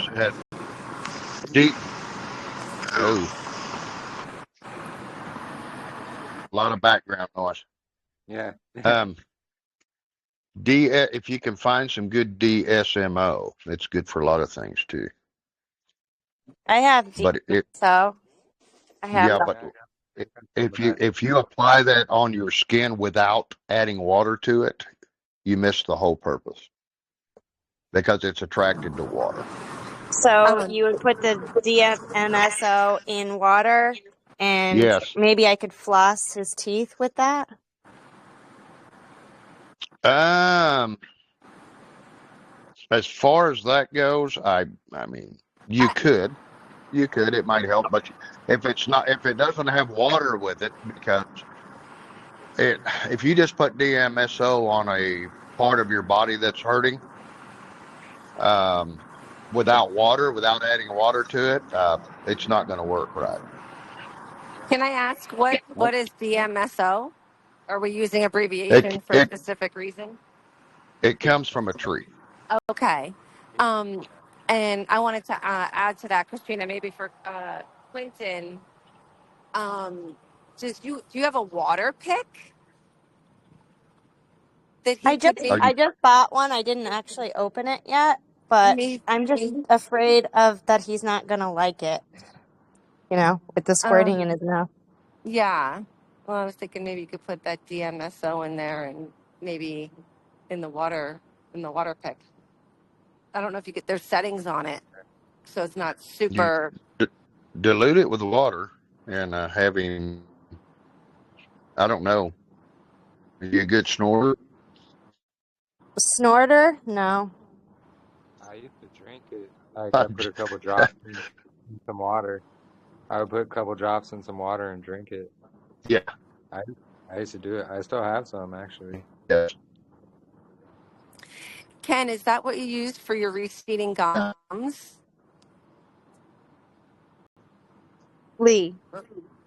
I'm sorry, Lee. Sorry, No. Lee. Is that what No. did you use No. for your? No. No. No?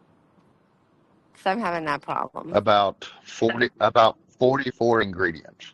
Oh boy, gotcha. Yeah. Lee's like KFC. You know, he got his secret spices and herbs. No, I'm not. Like I say, I'm not withholding secret. I'm doing things for myself right No, I know. now, and then when I guinea pig myself, all I can say is it's working, and just trying some other things, and even putting it in my belly button, and I'm getting some pains go away in my side. So, Interesting. Well, you're definitely gonna have to and if let you us use know. a bunch of different, if you use a bunch of different at the same time, you don't know what will help you. If you just take one thing, you know, like I say, put all these together, take the one thing, and if that's helping you, don't take anything else because you don't know what's doing what. So many people take this and then they take this and they don't know what's helping them. Try to eliminate everything else and do one thing at a time. That way you know what's working and what doesn't work. Yeah. What you can add to something. And just because people go through, because when you do this, you'll go through detox sessions too. But that's not a bad thing. People say, well, that doesn't agree with my body. I had stuff in my nose, putting it out my nose, and just my nose just started coming out with all this junk. And that was just the detox part. Right. That's right. Because soon as Yeah. their body doesn't feel good, they say, well, that don't agree with my body, and they quit, which is stupid because that's part of it. My aunt did that, so she's taken all these herbal remedies. Now she's comes from like a, more medical based, background, and she's trying all these things that my other aunt is making her, all these herbal remedies, and she got really sick, and she's like, I'm not doing that no more. I was like, all right. That's what happens though. Yeah, your body's Yeah. trying to Yeah, detox they out back all the off and then poison. Yeah. Yeah. yeah, let your body do what it does. It's not gonna kill you. You might not feel the juice, and that's happened, but my goodness, starting to feel really wonderful. Yeah. Wow. You're definitely gonna have to let us know, brother. I will, and I'll have some before and after pictures for you. Awesome.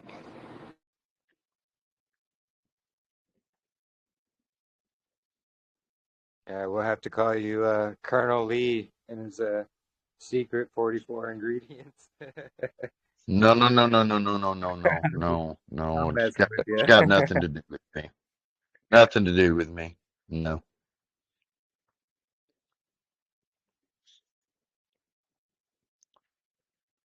Praise God, he's working. He knows what's happened, and he's shining the light on for his people. Yeah, And all it's praise to amazing. the Most High. Absolutely. I mean,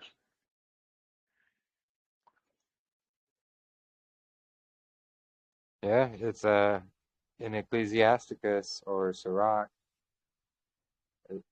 I forget which chapter and verse, but it says, Yahuwah made medicines of the earth, and it is unwise to ignore to them. abhor them. Yeah. Yeah, correct. And what the medical industry does, they'll take certain chemicals without a plant. And I've always said, no, no, no, no, no. Once you do that, you've messed with his creation. Take the whole plant.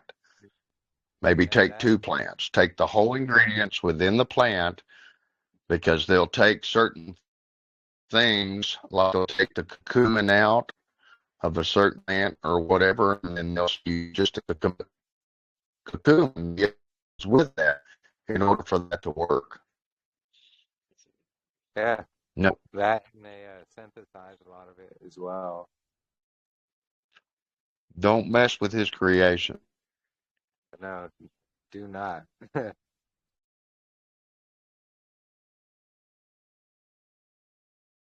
That's the pharmakia that's spoken about. The pharmakia that the whole world is deceived by. Not a lot of people realize, that word pharmakia literally means drug sorcery, and it's where we get our modern English word pharmacy. And it's not ironic or a coincidence. It's just the truth in plain sight.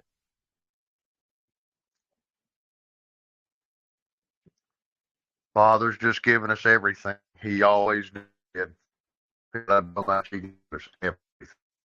It's just don't understand, but we're going to. Yeah. Well, like you said, it takes over a lifetime of knowledge to even begin to understand. So, that's why it Yeah, takes all of us coming together. Father just put it in your head and just won't give up. You keep going, you keep going. Just like that kid, I think I posted it here. They're making cars run on plastic. He's melted down the plastic. I don't know how he's done it, but Interesting. Yeah. Have So you what heard people of think is trash is not trash. yeah. I Have you in heard of your post gasification? Oh, sorry. heard of what? It's called Heard of what now? gasification. It's called gasification. So it's basically when you burn wood, and you got to chop it up into as many bits as you possibly can, but you burn this wood inside a like pressurized container, kind of like a pressure cooker. And then you can actually Oh buy yeah, these. yeah. And what it does is that smoke will produce a gas that's basically exactly like, petroleum and things like that. But it's all natural and clean. And you can run generators, vehicles, all kinds of stuff off of this, just burning wood. And it's something they don't really put out there, but there's videos about how to make one yourself. They even sell some online, and there's videos of people. There's a guy I know for sure. He made his truck run on a gasifier. So he just it's set up kind of funny, but it works. And I'm just like, wow. There's another one. He runs his generator Yeah. off of it, just from burning wood. Oh yeah. Oh yeah. And I think it's similar to that the plastic that you were just mentioning as well. Because actually plastic, Yeah. it's made from petroleum. Yeah. Yeah. And they're running it on there, and they're getting more miles to the gallon, and it's making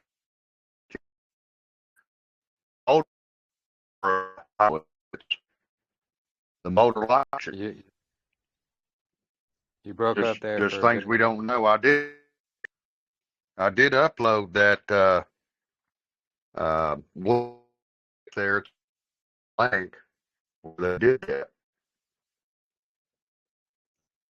Yeah, you were breaking up there a bit, brother. I didn't quite catch that last sentence.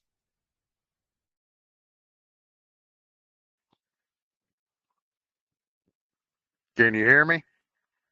Yeah, that seems better. No, I was just saying I did upload that link there of that what they did with the plastic.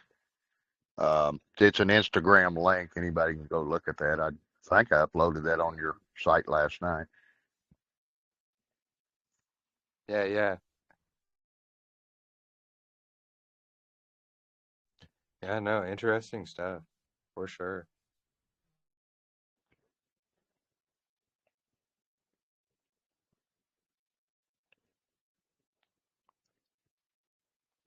The things that they do to hide the truth. Soon we won't need them. Yeah, precisely. Exactly.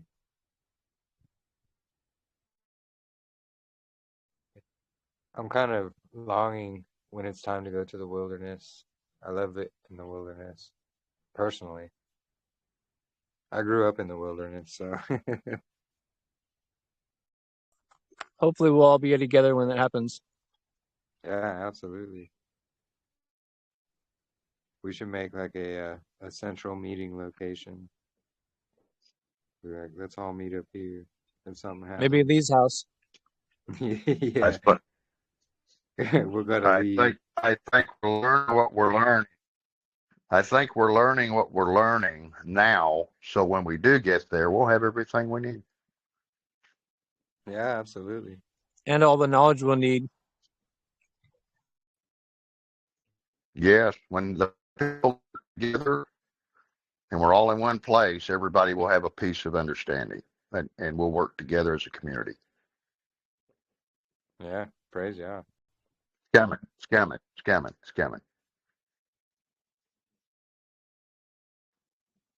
Then when the highway raises up, we'll walk on the highway and we'll get back to the city. Yeah, there you go. We've been talking about that a lot as well. It's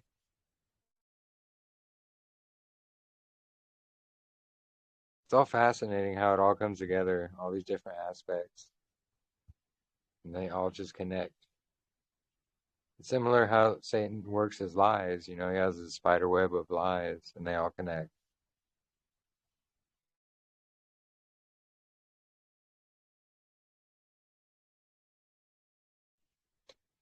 Yep, Satan cannot create, he can only imitate.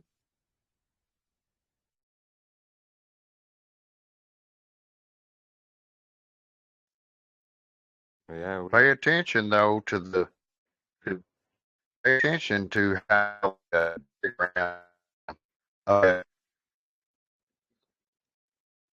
you're breaking up a lot there, brother.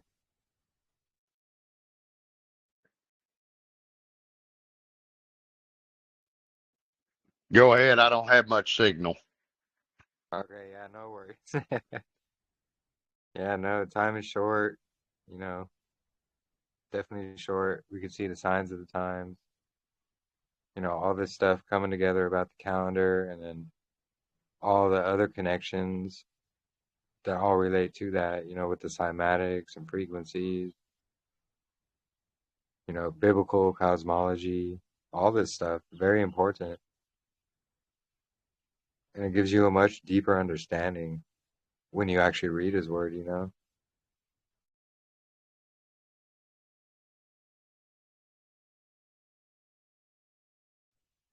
Yeah, we got 3.5 hours going now. So another awesome fellowship.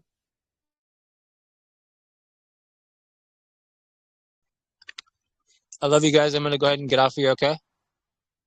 Yeah, much love, brother. Shalom, and thank you for joining.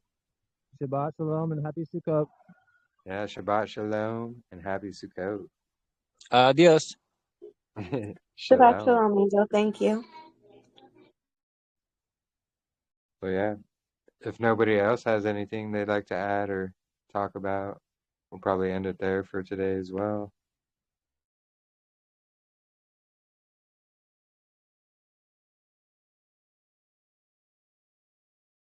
I know I could probably use a little nap. Sleeping in a tent, and it got cold outside.